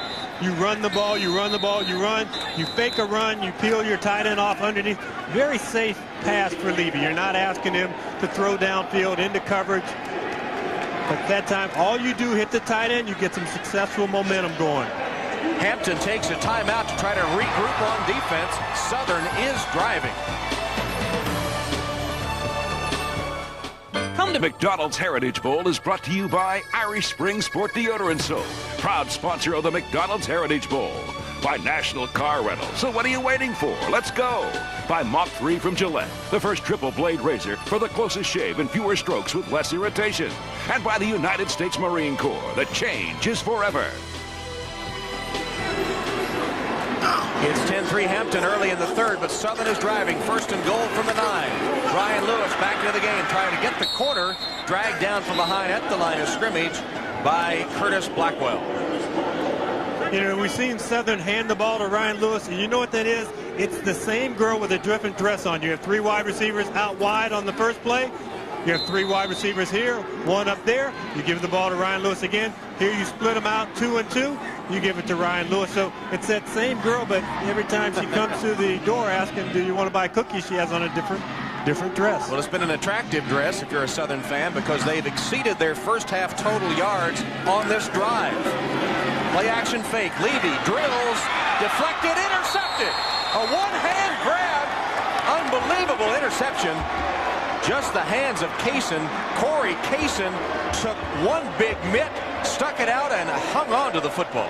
And you start thinking, okay, the first interception, the guy got it. Second, the third. And then by the fourth, when you're wondering, maybe it's not our day. Maybe the other team is good. But you know what? You don't stop playing here. And he's trying to force that ball in. He had Daniel Anderson, his tight end, open. But he didn't look his direction, trying to get the ball to Calvin Mills, his fullback. And you saw him throw it hard. When a guy throws the ball really hard, that means he's throwing it late. So he's trying to fit that ball in late, and a nice interception off the deflection by Corey Kaysen. Kaysen might want to take a turn at wide receiver based on that one-hand grab. Here's Coley getting a couple of tough yards on first down. Hit by Channing Warner. Now it's time to see if the pep talk inspired the defense. We saw what it did for the offense of Southern. Got them going, got them motivated. Southern played well defensively for the most part in the first half. They had turnovers. They closed the door a couple of times. Can they keep them pinned down in their own territory right here? 4 interceptions thrown by Terrence Levy today. Quick drop by Johnson. His pass low, but caught by Smith. Smith went down to his knees to get it. It'll be well short of a first down. And when you're watching that play, you think, why can't he just throw it out there where he's going to catch it? That time, he throws to his back shoulder, which he's supposed to. And you got to think, Roy Johnson's thinking, I don't want to throw an interception here. He doesn't throw a completion. It gets called complete. That ball skipped off the turf, but he's trying to keep the ball away from the defensive back. He does a nice job in that because he's thinking, we don't need a turnover here. Smith's 5th catch of the day, although it didn't look like it was a legal catch. Johnson rolls, got a couple of blocks, turns the corner and keeps, got away from Warner momentarily, but Warner able to nudge him out of bounds at around the 20-yard line. Good job, Lloyd. Good job, Lloyd. And it will be enough for a Hampton first down. So a good scramble by Roy Johnson, and the Pirates keep their drive alive. And there you saw Alonzo Lee, the defensive coordinator. It looks like a big mess, but actually defensive players can read that. They can read all the script. And now here comes one guy in just to block our shot. That's his job. But you're drawn up in the middle, and you know what? It gets down and dirty in there, and that looks down and dirty while he's drawn it. Johnson with a roll, cuts upfield, and is caught from behind after a gain of 2 or 3 yards by Gillis Wilson. Wilson's had a big game at defensive end for the Jaguars today. You know, you saw Alonzo Lee there, and he and Joe Taylor, the head coach, go way back. And Joe Taylor said, well, you know, offense is very constructive. We put things together. We try and bring players along. They mature. But defense is constructive. You just get in there, you blow stuff up, you get in people's way, and that's the way that's drawn up. That doesn't make sense to anybody but a defensive player.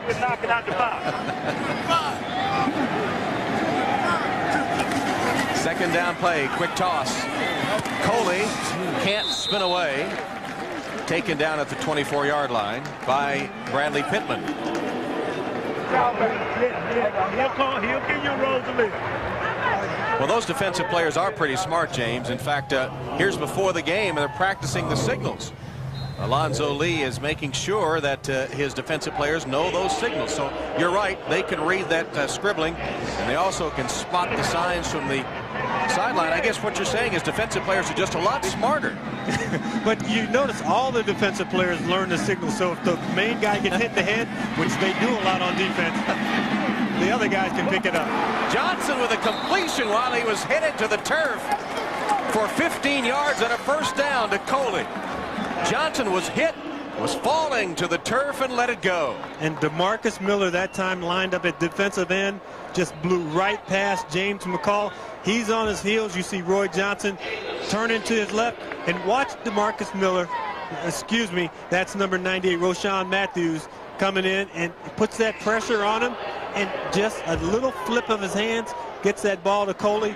Coley, you know, listed at 5'8", a little bit of a vertical there. Yep, he showed it to us there as he went upstairs to get it, and another Hampton first down.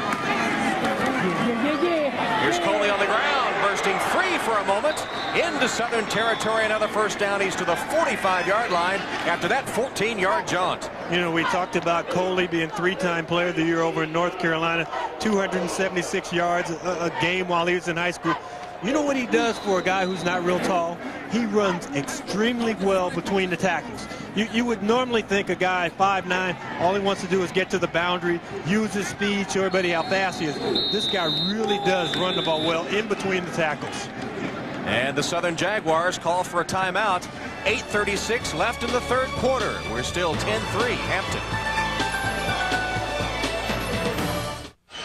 And earlier today, we had the Gillette Challenge, and we'll show you the result of that, the Gillette Touchdown Challenge, which took place at halftime here at the Georgia Dome.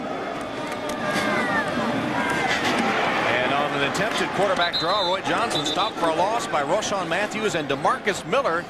Big loss on the play, and the Southern defense, Gillis Wilson in there also, comes through with a big defensive stop. You know, I think that if you're going to run a quarterback draw, you want the defensive guys to come in their lanes, and you want to push them to the outside. You see just a little push there, but when you have DeMarcus Miller in the middle, you're not going to push him around and make him go where he doesn't want to go. And he says he can sense draws. I know where the screens are coming. Don't run the ball at me and try and get some respect. Boo-boo. High formation on this second and long play. Johnson has good protection, completes it over the middle of Mike Jones, and Jones gets the loss back to the original sticks. It'll be 3rd and 10 coming up. And as we mentioned earlier, Kenneth Murin of Harrisburg, Pennsylvania, got an opportunity to throw a football for $25,000 in the Gillette Touchdown Challenge, and he forced it through. So congratulations to Kenneth Murin. He won $12,500 with another $12,500 going to the Susan G. Komen Breast Cancer Foundation in the Gillette Touchdown Challenge. Tom, I did a little bit of math, and if he were an NFL quarterback, he completed 300 passes during the year, he'd only be making $3.6 million. He's underpaid at that $12,500 for one completion. I've seen a lot worse passes than that in the NFL this year. Flag down on the play, and Johnson down as well, dragged down with a loss on the play by Roshan Matthews as the Jaguars have stepped up the defensive pressure the last 3 downs. And they stepped it up with just a 4-man pass rush. Illegal shift against the offense, decline, the down counts.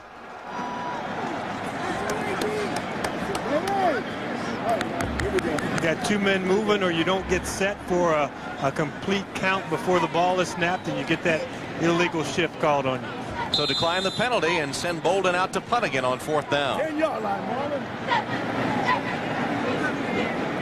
And back to receive it is Marcus Alexander. Alexander standing at his own 11-yard line. High snap, and Bolden decides to run with it.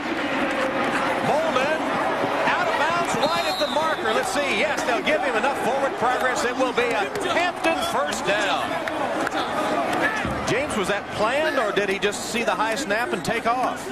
You know, the only plan there was, hey, I think this ball may go over my head. I just want to catch it. But Bolden does a nice job. I talked to Joe Taylor. He said, you know, we have an unusual punt formation in that we split 4 guys out wide.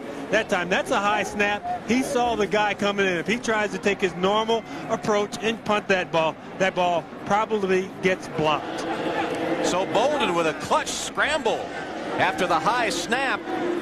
And Hampton has a first down. They're at the 33-yard line of the Jaguars. Coley picking his way, upended at the 30-yard line.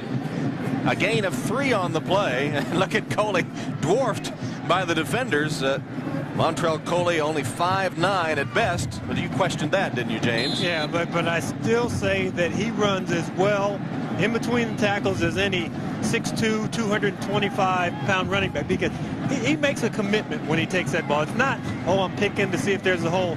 He takes off toward the line of scrimmage. He's gained 64 yards on 12 carries so far. Toss it to Coley. Got a block on the corner, but could not get away from Donnie Dillon. Dillon, the Southern linebacker, played it well. He's a senior from McCall Creek, Mississippi.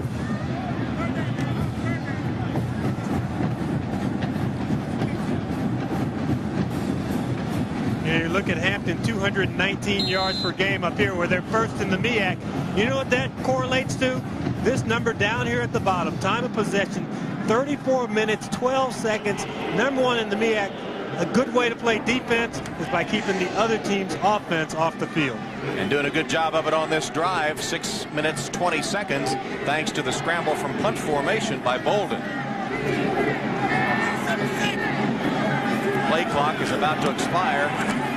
Just got it away.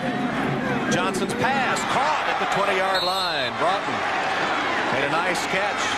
Broughton came into the game with 31 receptions, tied for number 1 on the Pirates squad.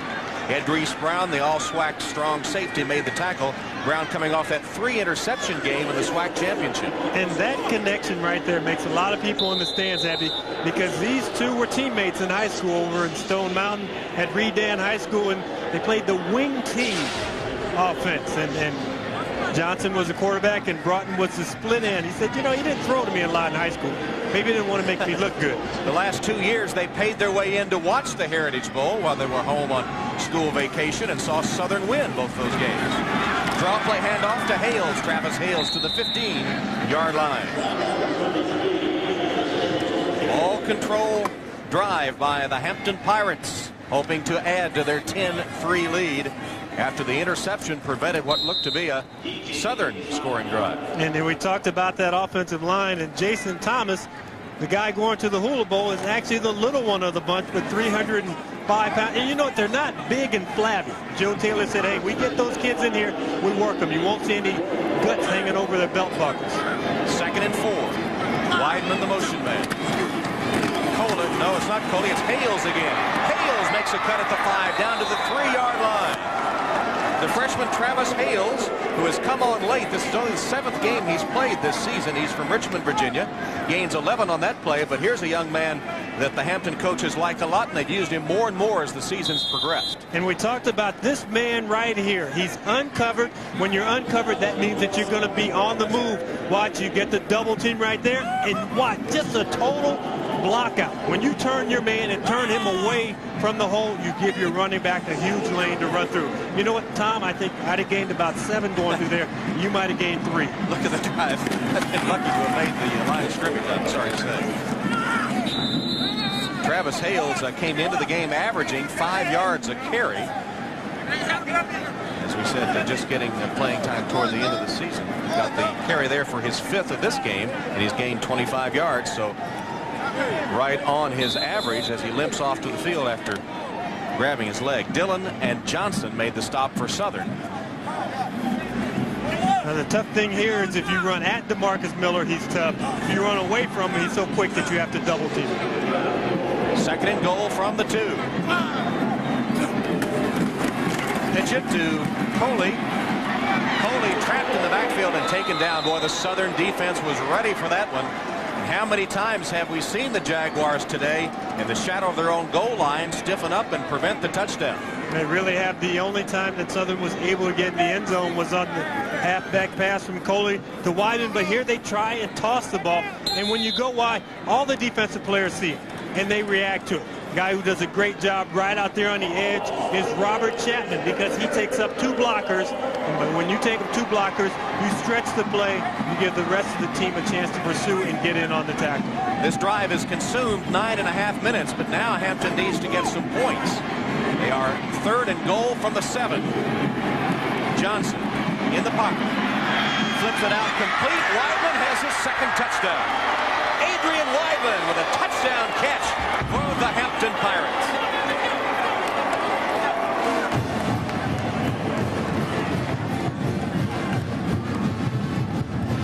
That play is a byproduct of keeping the defense on the field for almost 10 minutes. You saw Johnson back, he drops back, then he continues to drift back because he knows who my outlet receiver is, and by the time he lets this ball go, all the defensive linemen are just kind of standing around. There's really no hot pursuit of him. 9 minutes and 44 seconds on the drive. The extra point is good, and Hampton with one of the most impressive drives of the day. Taking time off the clock, a key play, Bolden's 4th down run from punt formation, and Hampton has a 17-3 lead. Mom said to share these. 1 for you and 1 for me. 2 for you, 2 for me. 3 for you, 3 for me. 4 for you, 4 for me. Okay, we'll start over. Here's the big play. The McDonald's Heritage Bowl Sweepstakes. Your chance of winning can be as easy as knowing the score. Play and you may touchdown in Jamaica or win other great prizes. Entry forms and details are in these December magazines, but you gotta play to win. Got it? Good.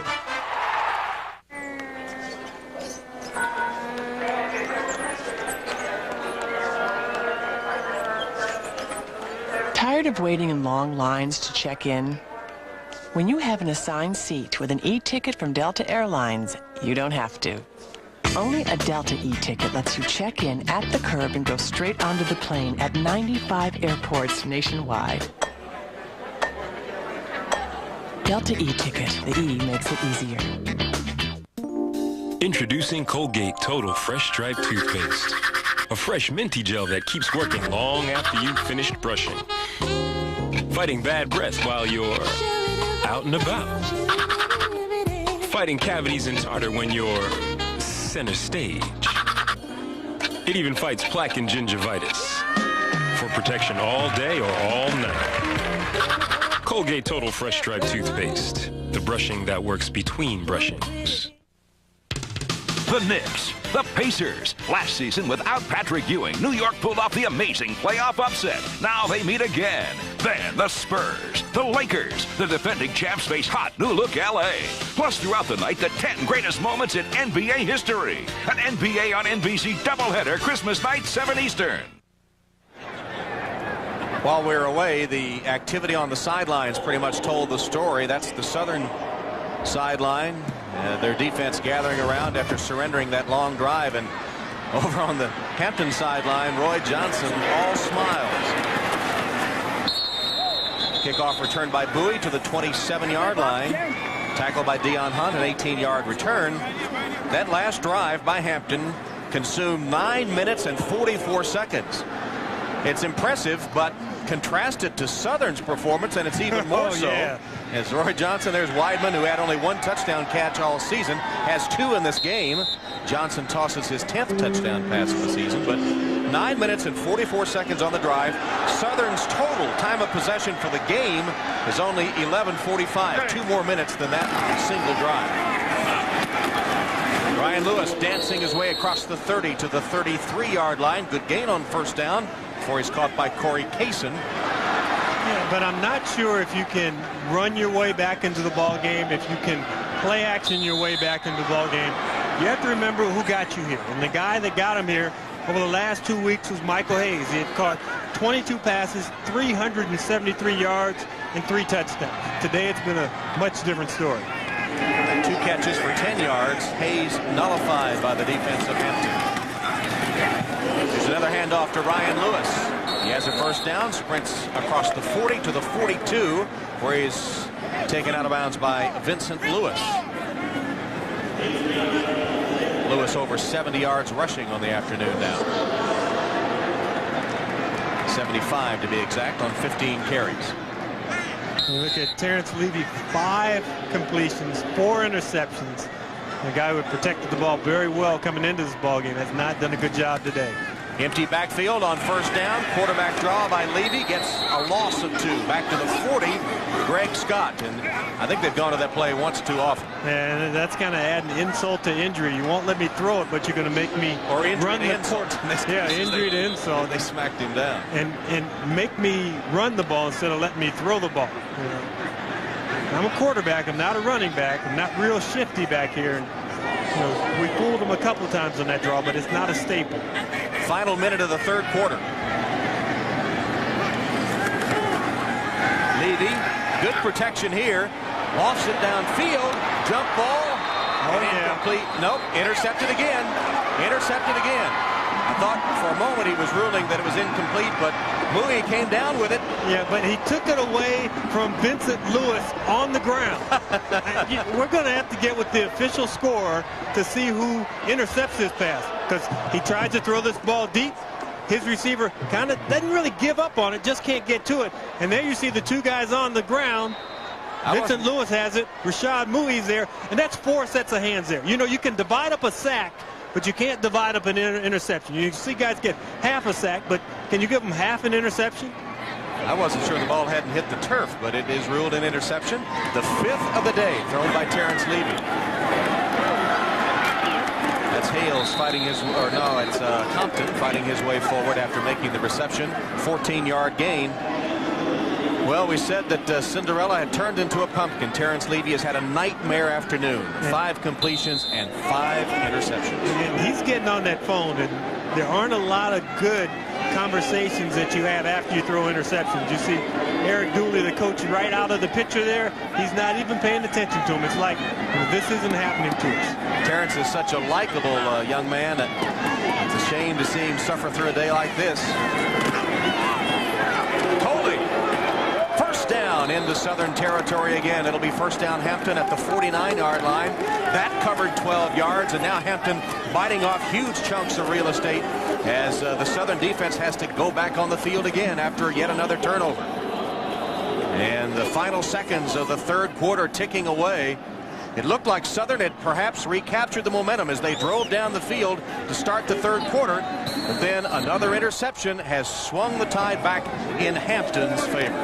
That's the end of the third quarter at the McDonald's Heritage Bowl. It's the Hampton-Southern matchup, and the Hampton Pirates holding the upper hand now. At the end of 3 at the Georgia Dome in Atlanta, it's Hampton leading 17-3. We'll be right back after these words from your local station. Who wants to win $1 million when you can win big money? 21 is coming to NBC. Critics love Martin Short. The Denver Post says the man is brilliant. Coming on the next Martin Short show, Malcolm and Eddie's Eddie Griffin. Plus, veteran entertainment reporter Jiminy Glick grills actor Thomas Gibson. On the next Martin Short Show, where you never know what'll happen next. Give me my money! Monday at 11 on NBC 12. All righty then. NBC tonight at 8, 7 Central. Jim Carrey is Ace Ventura. Do I have something in my teeth?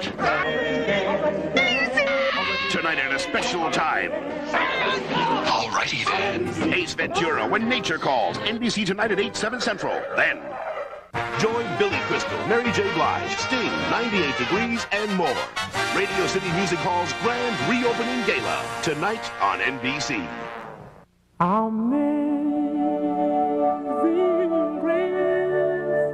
This planet we call Earth, a remarkable confluence of time, space, and majesty, which has given life to more than 10 million species. An amazing place of truly amazing grace. We are caretakers for the preservation of this Earth. Our mission is to ensure diversity is preserved, for from diversity comes new food, new cures, new life. We are World Wildlife Fund, almost 4 decades old and more than 1 million members strong. With your help, we can keep this planet in a state of grace. Please call for your free action kit with 10 simple things you can do to help leave our children a living planet. On your side with NBC 12 News Weekends. If you're writing a script for Hampton, it doesn't get any better than this. One of the many interceptions, and then the high snap. Tell us, Bolin, you'll pick up the stats and say, he rushed for 12 yards. Who's he? And Weidman, another wide open touchdown pass. And so the Southern Jaguars, with that gaudy 11-1 record, in danger of tasting defeat here at the Heritage Bowl as we open the fourth quarter with Hampton up 17-3. Total plays in the game. Hampton has run 68-38 for Southern. And one thing happens, you leave your defense on the field this long, and at the beginning of the fourth quarter, you're down by 14. You get a sense of desperation, so you start trying to strip the ball away, which is good. But the defensive backs, they think, well, we need an interception. We need that big play. Out and up fakes get them. You try and step in front of balls, and guys end up going the other way for touchdowns. Hampton had that long drive before. They'd love to do another one here. A little more ball control. The last one consumed nearly 10 minutes. And they will keep it on the ground to Coley, and he's stopped for a loss back at midfield. Good penetration by Nathaniel Bell and Gillis Wilson, 2 defensive ends who met right at Montrell Coley. And very tempting for Roy Johnson. We know he has the green light. He can see the blitz. He knows that the defensive pressure is going to come. He knows it's a running play. Just hand the ball off, eat that clock up, because the clock really is the most important thing. But you don't want to get so conservative that you think, well, we got this game won, because you don't have the game won. You've watched Southern the last 2 weeks. They've been behind. What have they done? They've come back. They've found ways to win. That's why they're 11-1. Milking the play clock right down to the final second, and then the pass batted right back in the face of Roy Johnson by Nathaniel Bell. That's his second deflection of the day. We mentioned he was 6'6", with a pretty good wingspan, and he can get a hand on that ball easily. Now, if I'm Southern right here, and I know that Hampton likes to use that spread punt formation. I've seen a low snap. I've seen a high snap. Now is the time I come off that edge, off that inside guy, and come after the punter. Right here, come after those guys. They don't do it. High snap, too. High snap. They could have perhaps been in position to block it. Alexander calls for a fair catch and makes it at around the 20-yard line. It'll be Southern's ball when we return to the McDonald's Heritage Bowl. Hampton in the lead. How about some puzzles? Puzzles, huh? Maybe I'll have a bike, some CDs, a lizard. A lizard? Or some clothes. Or maybe the earrings. Mom, she still doesn't know what she wants. Need a little rescuing? Get to McDonald's for toy candy dispensers like Buzz and Woody, based on characters from Disney and Pixar's new movie Toy Story 2. Collect all 6. They're only $1.99 each when you buy a large sandwich or meal combination. Now, where do you get the sweetest toys this season? Did somebody say McDonald's? Come on, come on, come on, come on, what you wear? I need you getting that belly, belly, man. Hey, what you wear? You wearing that Marvin Cabin, man. What you wear? I be kicking that belly, belly, man. Hey, what you wear? I be kicking that belly, belly, man. Bring it on now. Reporting live from hell, I should say. People are going hella crazy due to the sellout. Magazines, coats, shirts, sportswear. People are going hella nuts.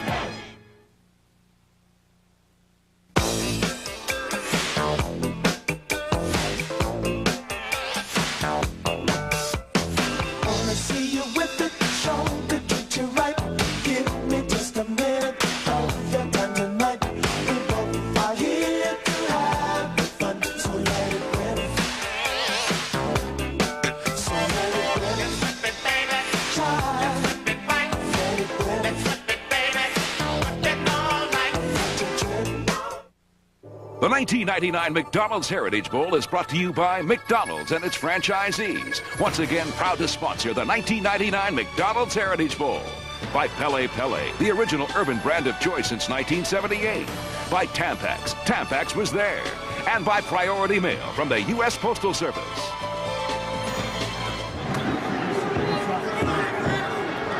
Well, on October 2nd, Hampton, then the Sheridan Poll's #1 black college team, met Southern in Indianapolis. Jaguar fullback Lee Smith's 2-yard TD run gave his team a 7-3 lead.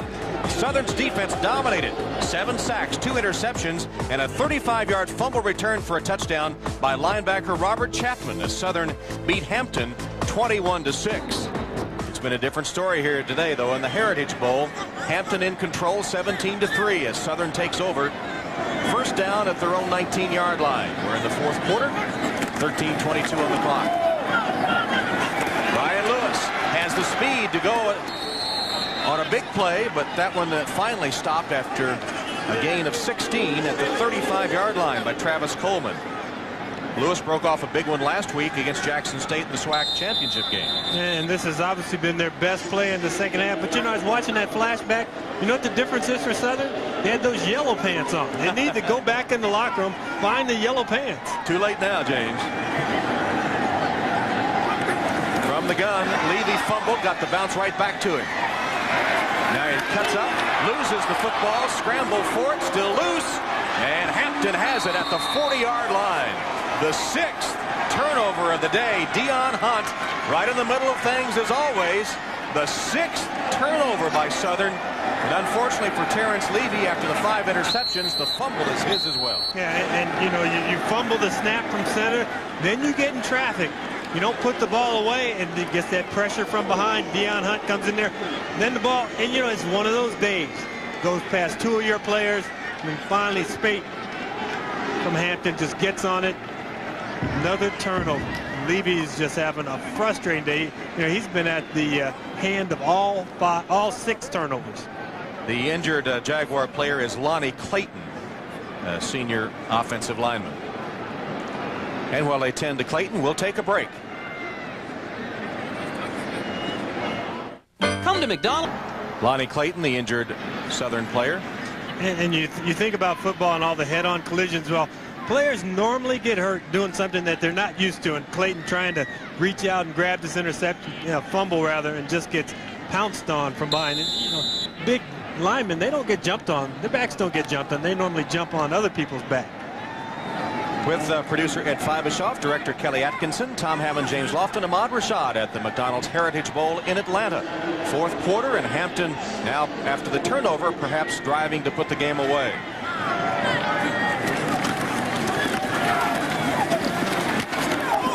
And it is Hales who gets the call again, or Jones, excuse me, Jones 36. Pretty good collision over at the sideline as Sean Overton came up to hit him.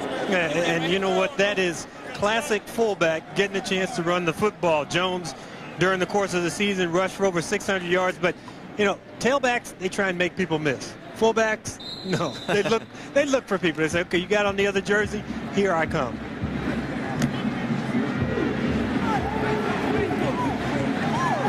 Hampton trying to use as much clock as they can, and the veteran quarterback Roy Johnson milking the play clock and keeping it on the ground. And that will be an easy first down for Hampton as Mike Jones tugs the football close to the 25-yard line.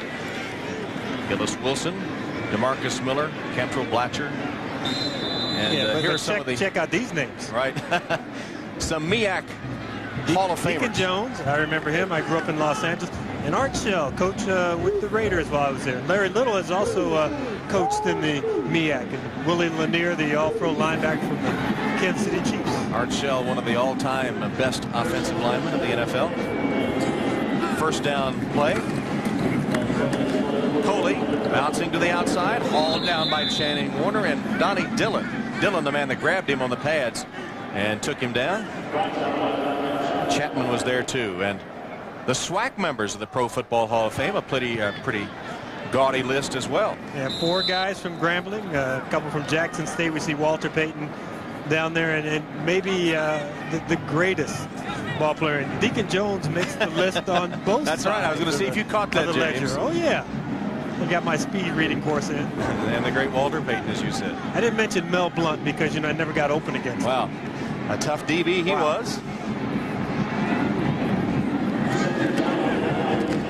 Johnson. Second down pass. And it's complete.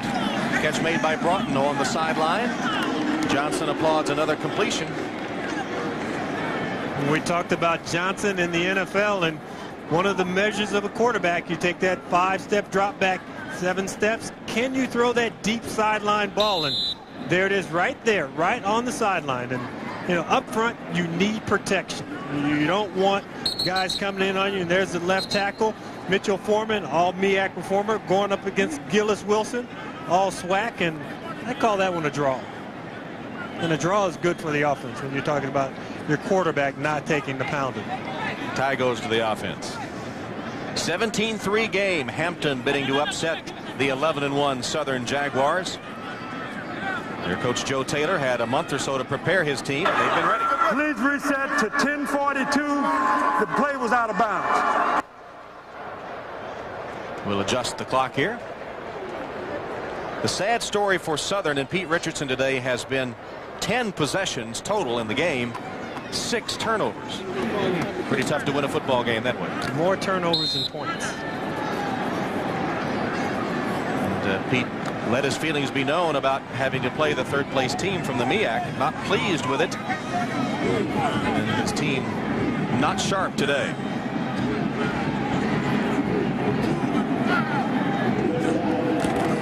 Third down play, 3rd and inches. And another first down carry by Mike Jones. Well, Pete Richardson certainly has proven his credentials over the years at Southern. One of the best coaches in all of 1AA, if not all of football. And I asked him yesterday about not being interviewed for some of the major football jobs that have come open, including across town at Baton Rouge. The LSU job just filled. Yeah, we talked about it. He said the phone didn't ring. Not even one time. I said, were you kind of waiting on it? He said, well, I looked at it and I hope that it might ring. First and goal for Hampton, and as the play clock ticks down, they call a timeout. So Hampton takes a timeout with 10:13 left in the McDonald's Heritage Bowl. Turns starting at 7 Eastern, a rematch of last year's Eastern Conference Finals. The Knicks face the Pacers. Then in the nightcap, it'll be the defending champion, world champion San Antonio Spurs against Shaq and the Lakers. That's an NBA holiday doubleheader, Christmas Day, starting at 7 o'clock Eastern, only on NBC. See, now basketball has it about right. They have the East and the West geographically, worked out pretty well. You look at the NFL and it's it's a sad case. Time of possession pretty much tells the story. Draw play, Coley carrying tacklers to the 3-yard line. Shannon Smith hopped on his back, couldn't get him down until he had reached the 3. As the Southern Jaguars, carrying the holiday spirit of giving to extremes today, have turned the ball over 6 times and are in danger of losing for only the 2nd time this season. And the defense is just at the point now where they're basically exhausted. They've been out on the field much longer than they need to have been, and offensively you're able to throw in a fresh running back, another fullback, a guy here, but defensively keep the same 11 guys out there. 2nd and goal, flag down as Coley cuts for the end zone and comes up just short. Taken down by Channing Warner, who is playing his final game for Southern. Their leading tackler the last 2 years. You got that illegal shift or illegal movement. You had the receiver in motion, the back not set. Illegal shift against the offense, 5-yard penalty, repeat, 2nd down.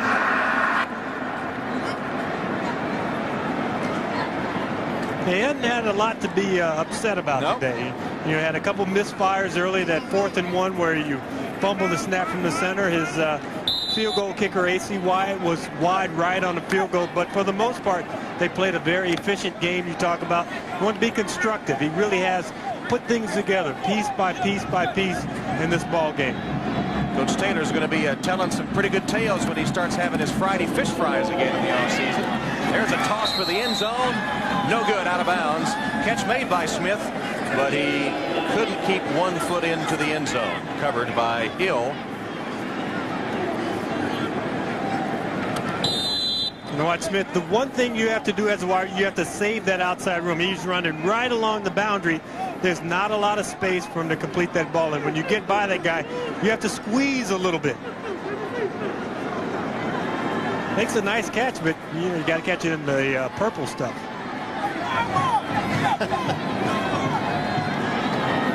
Purple stuff is always good. It's 3rd and goal. Johnson with the quarterback draw. And taken down by the ankles by Channing Warner. Warner would have had none of it. And it'll be 4th down for Hampton. And the job of the middle linebacker, you drop back into coverage, then you're looking right at the quarterback because he was going to throw the ball, and he uses the official as a screen. He won't let Jason Thomas, number 65, come out and block him. You run around the official. That's kind of like when you're kids, you know, you run around a car to get open. You're playing touch football in the street. Wyatt will attempt a 25-yard field goal.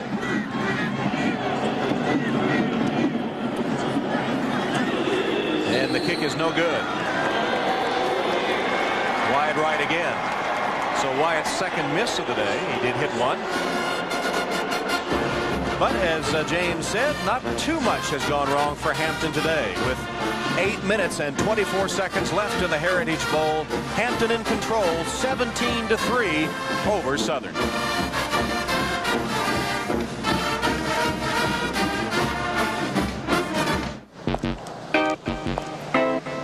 She has it.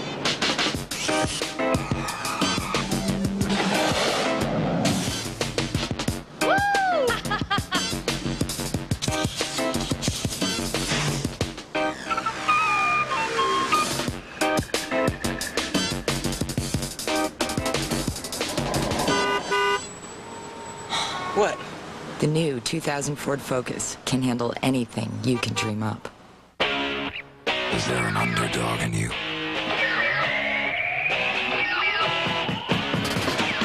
Is there a stubborn fool in you?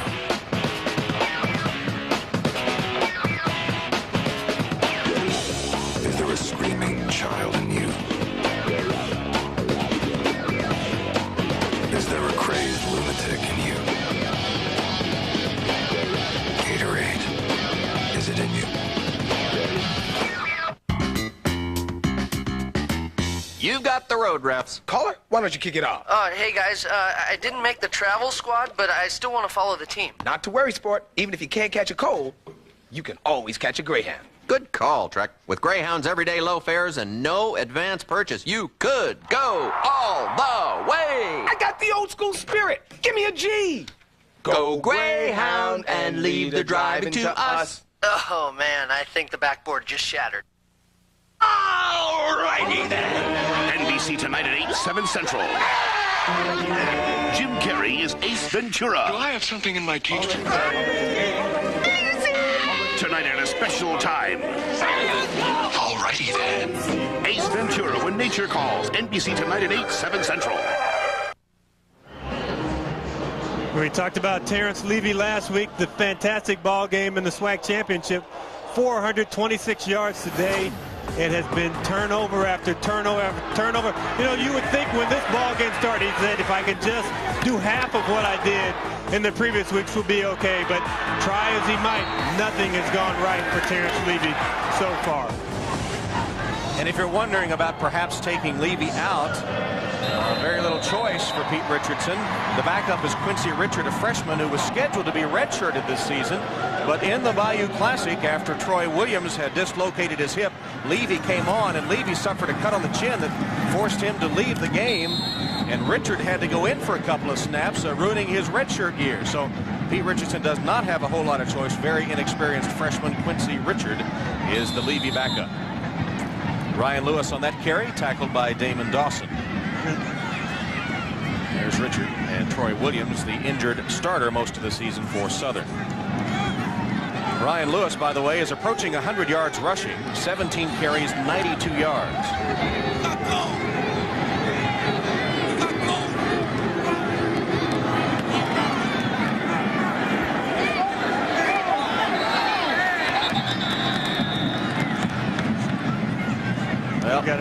game now. The wheels have just come off for Richardson and the Jaguars. Delay of game against the offense.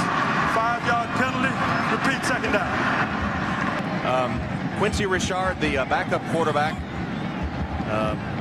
does not have his helmet even close, and so I guess Pete Richardson, you see Richard there holding his headgear, so his entrance in the game is not imminent. And you talked about the wheels coming off. I think the air conditioning is broken and the radio doesn't work.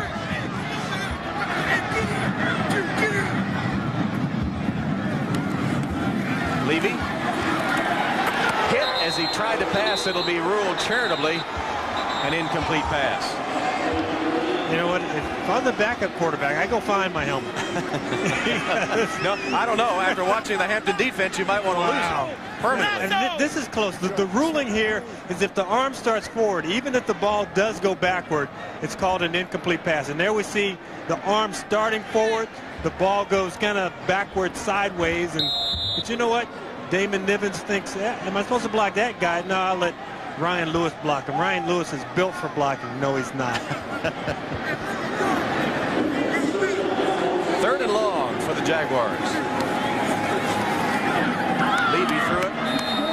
I don't know where. Behind, I think, Guyen, who was closest to it. And I don't want to be redundant, but when we talked to Terrence, he was a delightful young man, and it's just a shame to see him have this kind of game on national television. Southern fans were talking about a battle in the spring between Troy Williams and Terrence Levy for the #1 job. And you know what? He still is a delightful young man, and he'll get over this. He'll grow from it. He realized that he was the backup quarterback. He came in, had a Cinderella game and a half, and it's kind of turned sour. He said that he was on campus and girls were talking to him for the first time. Well, after Christmas, hopefully they'll be accommodating. When I add to the misery, one man to beat, and knocked out of bounds at the 5-yard line. Coleman nearly took it all the way back, as it was a 48-yard return after the punt by Bussart had covered 42. Coleman with a 48-yard punt run back and nearly got it to the end zone, stopped at the 9-yard line. And you talk about a fatigued team. You see guys sticking out their arm to make tackles. When you're fresh and the game is going well, you don't stick your arm out. You stick your shoulder in there. You make big hits. You pop people. A lot of arm tackling, and that's fatigue. And part of it, we talked about Hampton having been off the last 3 weeks. Well, Southern has had to work to get here and work hard to get here. Work hard to come from behind victories against Grambling and Jackson State. Mike Jones, a couple of tough yards to the 7. Channing Warner still in there fighting for the Southern Jaguars.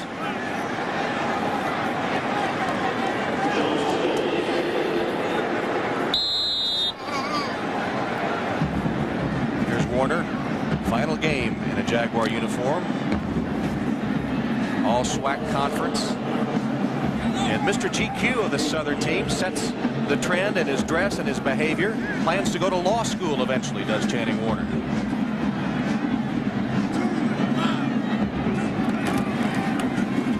Play action fake and a roll by Johnson. He's going to try to duck out of bounds right about the 4-yard line. He wanted end zone, but not badly enough to lower his head. You know what? But that is smart quarterbacking. There's no reason to take a pounding there. You get out of bounds, you get safe, and they're running this little loop pattern. The tight end goes out, then he loops up the field, get the wide receiver there, but Overton does a nice job locating him, picking him up, and so you just smartly, very, very smartly. We talked about this guy already having graduated, working on his master's in education. Well, we saw how much of an education he's received over the last 4 years. You get out of bounds and don't get hit. 3rd and goal. Jones spinning his way to the 1-yard line. It'll be 4th and goal coming up.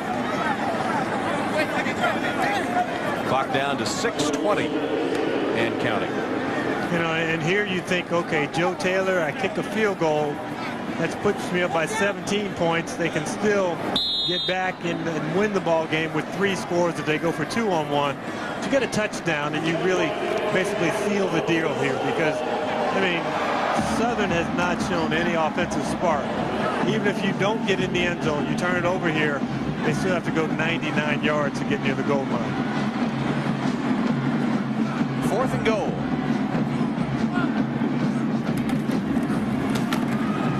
Touchdown.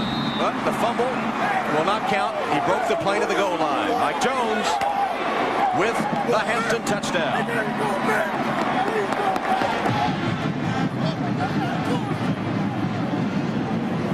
And you normally don't see kids, you know, demonstrate too much. And you get this ball, you get real close to the goal line. He's in. Ball squirts out. You see Mike Jones kind of look for it for a second. He goes, no. Touchdown. Yeah. I made a touchdown. Mike Jones, who ran for 5 touchdowns during the regular season, as his 6th of the campaign. And the extra point is through the uprights, and Hampton is added to its lead.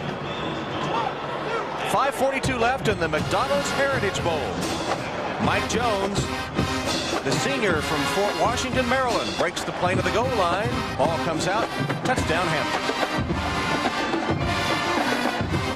Mom said to share these. 1 for you and 1 for me. 2 for you, 2 for me. 3 for you, 3 for me. 4 for you, 4 for me. Okay, we'll start over. Here's the big play. The McDonald's Heritage Bowl Sweepstakes. Your chance at winning can be as easy as knowing the score. Play and you may touchdown in Jamaica or win other great prizes. Entry forms and details are in these December magazines, but you gotta play to win. Got it? Good. Hi, I'm Bob Vila. You know, your home is your sanctuary. The one place you and your children should feel safe. But there can be dangers, too. And some of them are not so obvious. Improperly wired outlets that can electrocute. Water coolers that can burn. Household cleaners that can kill. Lead paint that can poison. To find out about them, call HUD. For a free brochure on HUD's healthy homes and FHA loans, just call. HUD and FHA are on your side. If you're looking for a family adventure, National Car Rental knows the best place to go is the Walt Disney World Resort. You see, National gets you to all the exciting new rides and attractions fast. For a magical adventure your family will never forget. So, what are you waiting for? Let's go with National Car Rental, the official car rental company of the Walt Disney World Resort. Let's go.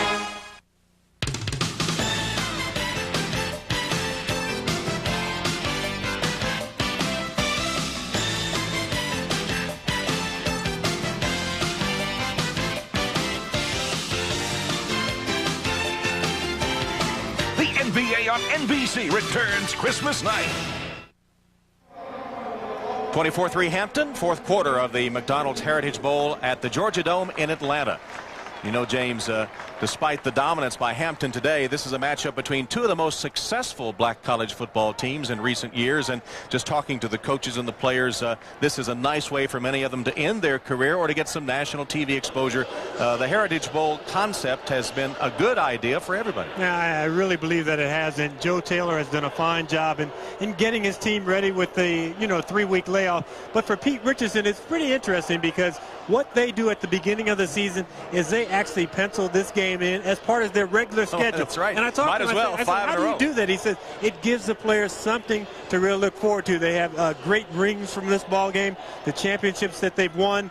But you really think about this, the MEAC has to be happy. The teams that are at home watching their Hampton University team come through for them because it pits conference against conference. And a lot of these kids know each other from high school and other areas. And we talked to Roy Johnson, the quarterback. He says, whenever I'm playing, I try and say hi to the other guys from Atlanta, and it's a lot easier to say hi after the ball game if you've won. It's been a nice homecoming for the several Hampton players from the Atlanta area. And to be honest, Southern just looked emotionally spent today. As you mentioned, those 2 tough wins, both in come-from-behind fashion, in the Bayou Classic against Grambling, and then last week in Birmingham in the first SWAC championship game. So they just didn't have much in the tank today, it didn't appear.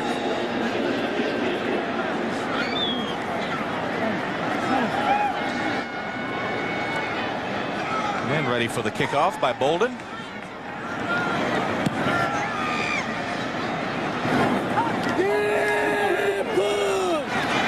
by Bowie.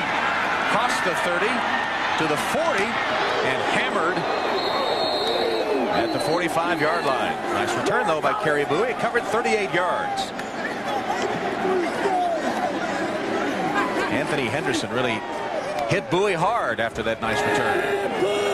You would think a guy 5'6" would have a little fear in him, but straight up the field, no fear. And man, he gets crunched. You could hear it. 5'6", 149. You would expect him to be out at halftime in the band, but he's out there running with the Suicide Squad. First down for Southern. And very little offense today, mostly turnovers, and they're pretty well sum it up. And I think Pete Richardson pretty much concedes the game, having gone almost strictly to the ground here in recent plays, and considering the number of interceptions they've thrown, why not? Yeah, but I really believe that you get that ball out near midcourt, midfield, you try and go for the end zone. You don't play passive. You know, I don't know if you want to break the spirit of Terrence Levy or not. Here he wings one wide open down the middle, and a one-handed grab made. Now, that's good for the spirit of Terrence Levy. Al Jobert, you know, hadn't had much action today, and sometimes you hadn't caught the ball, your hands get a little rusty, they don't react.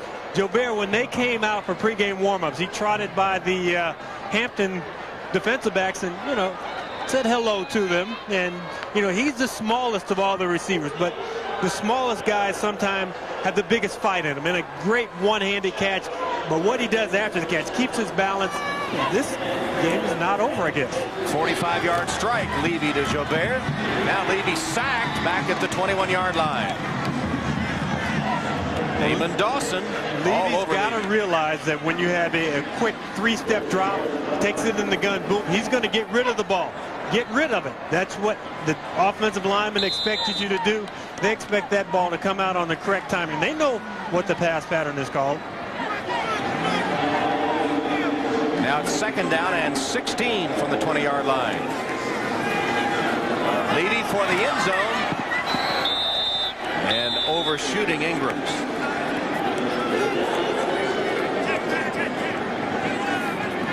Levy on that one play to Jobert covered 45 yards, which exceeded his total in the first 55 minutes of play. Yeah, we get a little bumping down the field because you look at Spate. Yep. His back is to the ball. And what he does, he just walls off Ingram.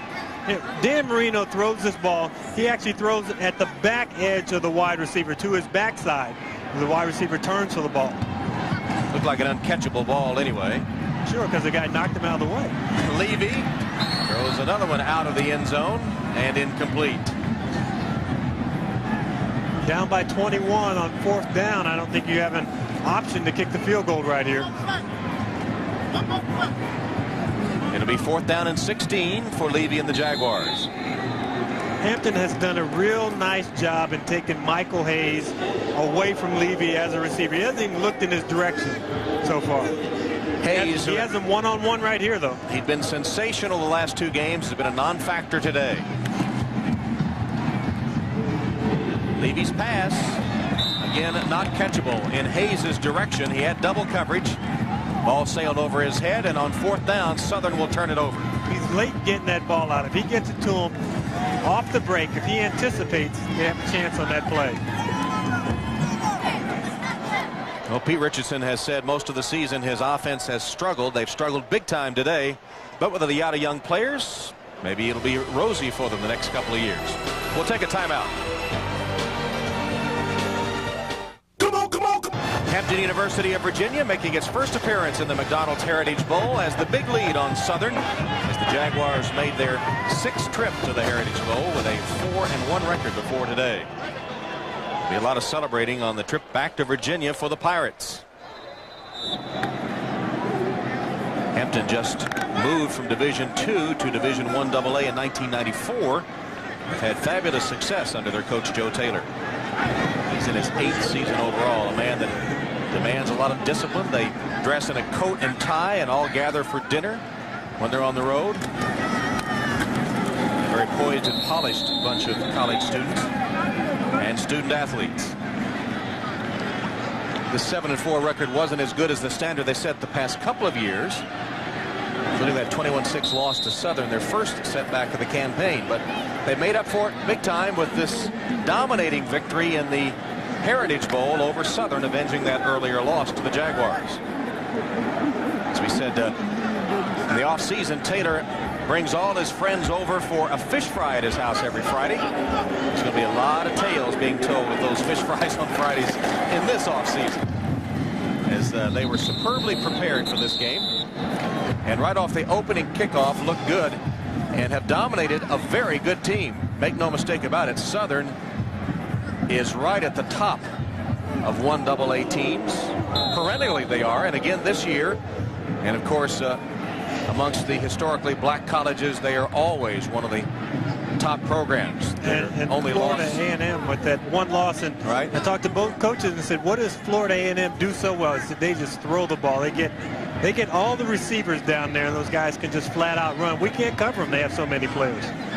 Both Florida A&M and North Carolina A&T from the MEAC had some success in the 1AA playoffs this year before finally being eliminated. In Hampton, finishing third behind those two, coming to the Heritage Bowl and pulling off a win too. So it has been a big season for the MEAC.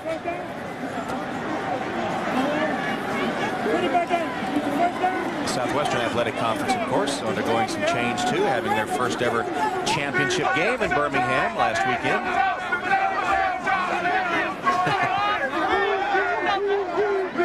And, you know, I think this must be especially gratifying for Hampton, because I think they came down here with a little trepidation. They had lost to Southern during the course of the regular season. And then after they lost that ball game to Southern, then they lost 3 out of the next 6 ball games. So they kind of stumbled in here, but they've righted themselves back up and really put together a fine performance today. And you have to feel good for their 5th-year senior quarterback, Roy Johnson. He's been a starter since his freshman season.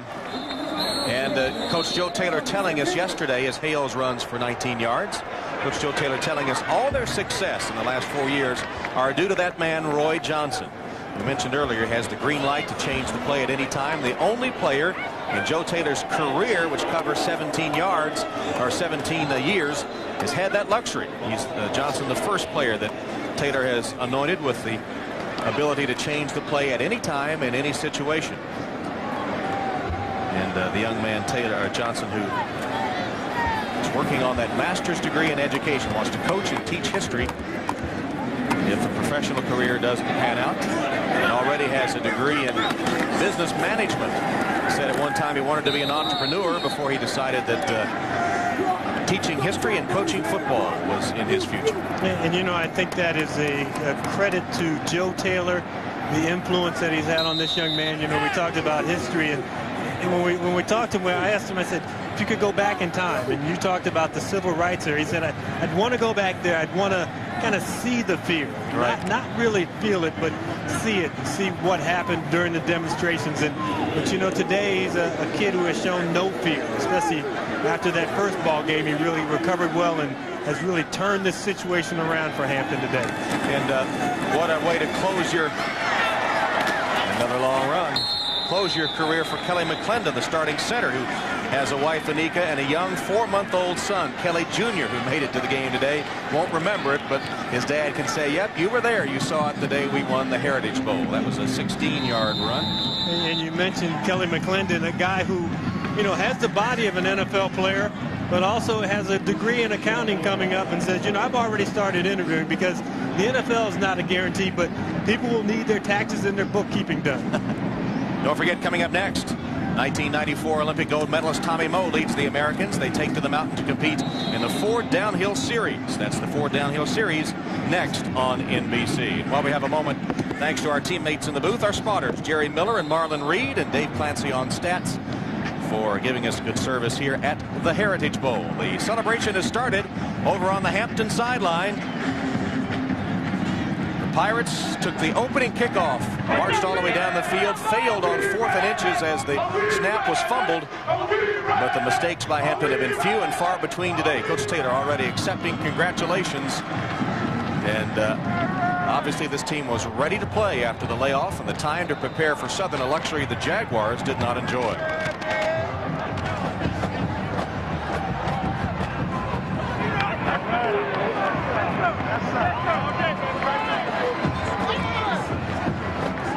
seconds showing on the clock.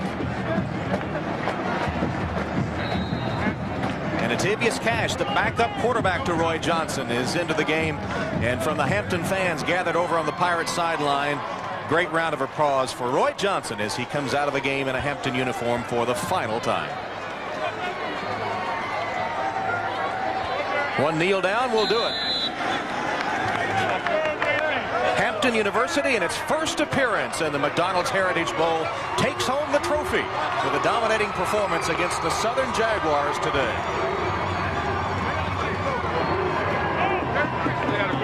Joe Taylor, who has claimed a couple of black college national championships, with great respect for his coaching adversary, Pete Richardson.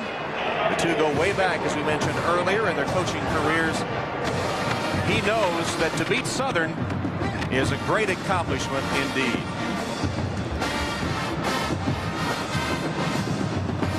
And time to take a look at our players of the game as McDonald's and its franchises recognize the 1999 McDonald's Heritage Bowl players of the game. Vincent Lewis with 3 interceptions. Might have had 4 and his teammate not taking one away from him. He's the Hampton player of the game. And for Southern, Ryan Lewis, who amassed 87 yards on 18 rushes. There's Ryan playing his final game for the Jaguars today. So Hampton wins the McDonald's Heritage Bowl 24-3 over Southern. We'll return to the Georgia Dome for more post-game activities right after these messages.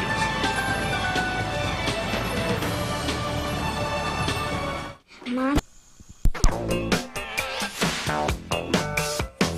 Wanna see you with it, show the treat you right. Give me just a minute of your time tonight. We both are here to have fun, so let it rip. So let it rip. Try. Let it rip.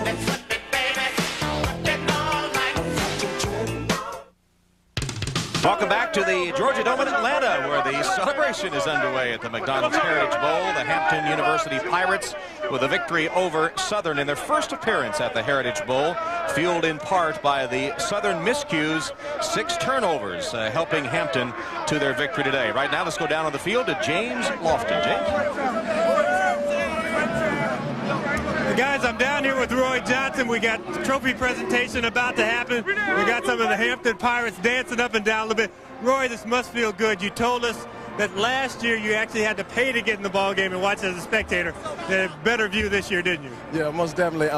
We just came out here and tried our best. We knew that we was a better team than the way we played the first time we played them, and we did well. We clicked as a team. Everything worked out, and I'm so proud that we won. Now, you must have told your offensive lineman something special coming into the ball game. Got sacked 7 times back in October. Today, if you'd been playing on grass, you'd have a clean jersey.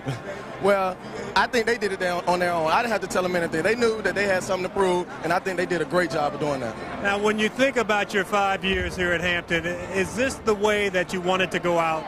Most definitely. You always want to go out a winner, and we're winners. We're on top. Now, you talked about the fact that you also had bought 49 tickets for today's ball game. Now, who's up in the stands watching? Who was up there today? My mom, my dad, my sister, all my relatives, my families and friends. I just want to say hello to everybody. Nick's Barbershop, Stone Mountain Redan High School. Hey, we're #1 right now. Now, you going back to Hampton, or are you going to stay home the rest of the Christmas break? I'm staying home and enjoying Christmas break. Okay. Ahmad, back to you. Back to Tom. Yeah, back to Tom as Roy with his 49 tickets for the game. His mom amassed 49 tickets. He had the largest cheering section of anybody here at the Georgia Dome today, and his performance was equal to the honor that his friends and family paid him before and after this game. How you doing? Well, you know the final score now, and you and 3 friends may touch down at the Renaissance Jamaica Grand Resort in Ocho Rios. Send each team's halftime or final score on a 3x5 card to the address on your screen by January 6th. Rules and entry forms are in December issues of Ebony, Essence, and BET Weekend. That's the McDonald's Heritage Bowl sweepstakes. And right now, James Lofton back on the field with another interview. Who you have this time, James? Talk about a guy James? who's understated. Coach Taylor, you pretty calm on the sidelines today. What was it that you felt so comfortable about coming into this ball game? Well, we had our health back. You know, as I said earlier, We had 10 straight games without a bye. And when that happens, you know, your guys are pretty beat up. But we took some time off. We got rested. We got healthy. And when we are healthy, you know, we have a good football team. I mean, you don't come into this year with 7 championships without doing something right. And that's talent, that's coaching. And we just felt that since we were healthy that we really had a legitimate chance. But nothing to take away from Coach Richardson. Does a real fine job. A lot of respect for him, but our guys just you know, played well. I'm just very, very proud of them. Now, Roy Johnson playing in this final ball game. When you talked about him yesterday, it was almost like you were talking about somebody who was an extended part of your family. Can you express what his performance today and over the last 5 years has meant to you? Well, again, this program has you know, really traveled, really moved up, made a lot of progress, and Roy is right in the middle of all of that. You know, he's been a trigger guy. You know, he's made some great checks for us, and believe me, you know, he's a guy. And once he settled down today, you know, he was a little bit hyper, being here at home in front of so many family and friends. Made a few early mistakes, but that was just a matter of getting more and more into the ball game. We're going to miss him sorely. We're going to miss him. Now you got another pipeline, a couple guys in from Detroit, led by Deion Hunt, called the Hit Squad. Tell us about them and your relationship with the coach there. Well, his coach is here today, and you know, we go back over the years, and certainly he has a strong program in Detroit. Williams. Oh, James Reynolds. James Reynolds. Yes, real strong program in Detroit, and certainly we're going to keep going there because when winners come from a winning program, they know what it takes to keep winning. So we'll keep that relationship going. Now, obviously, you guys have established a nice tradition here, but you also have another tradition, your Friday fish fries. You going to be ready for those during the off-season? Next Friday. Okay, Tom, the fish fry is on for next Friday, and we should be there. I want to be there too, James. I'll tell you what, he was describing it to us yesterday, and it sounded delicious. He does most of the cooking. They have the hush puppies, the fish, prepared in several different ways, and as we said, there's going to be a lot of stories, some of them even true, told at the fish fries. Well, the Hit Squad from Martin Luther King High School in Detroit playing a big part in today's win by Hampton. There's a look at the men. That Hit Squad name dates back to their high school days when their motto was to find somebody and hit them. That carried over to their college days, and led by Deion Hunt, their all-star linebacker. The Hit Squad was a big factor in today's Hampton win in the Heritage Bowl over Southern University. Final count 24-3.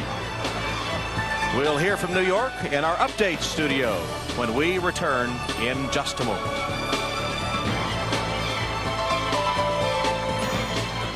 How about some... The stadium here, the presentations were underway a few moments ago. Vincent Lewis of Hampton winning the Walter Payton MVP trophy, and Walter's brother handing out the trophy, Eddie, just to the right of your screen there, and then the championship trophy for the Heritage Bowl being presented to Coach Joe Taylor of Hampton University. Vincent Lewis, the sophomore safety from Moorhaven, Florida, who had 3 interceptions, the MVP, and the Hampton University Pirates celebrate a victory in their first appearance in the McDonald's Heritage Bowl with that dominant 24-3 victory over the Southern Jaguars. Once again, that's the final score, Hampton 24 and Southern 3. Coming up next, stay tuned as 1994 Olympic gold medalist Tommy Moe leads the Americans as they take to the mountain to compete in the Ford Downhill Skiing Series. The Hampton Pirates, the dominant team today as they beat the Southern Jaguars and hand the Jags only their second loss of the season. So for James Lofton and Ahmad Rashad, this is Tom Hammond saying so long from the 1999 McDonald's Heritage Bowl.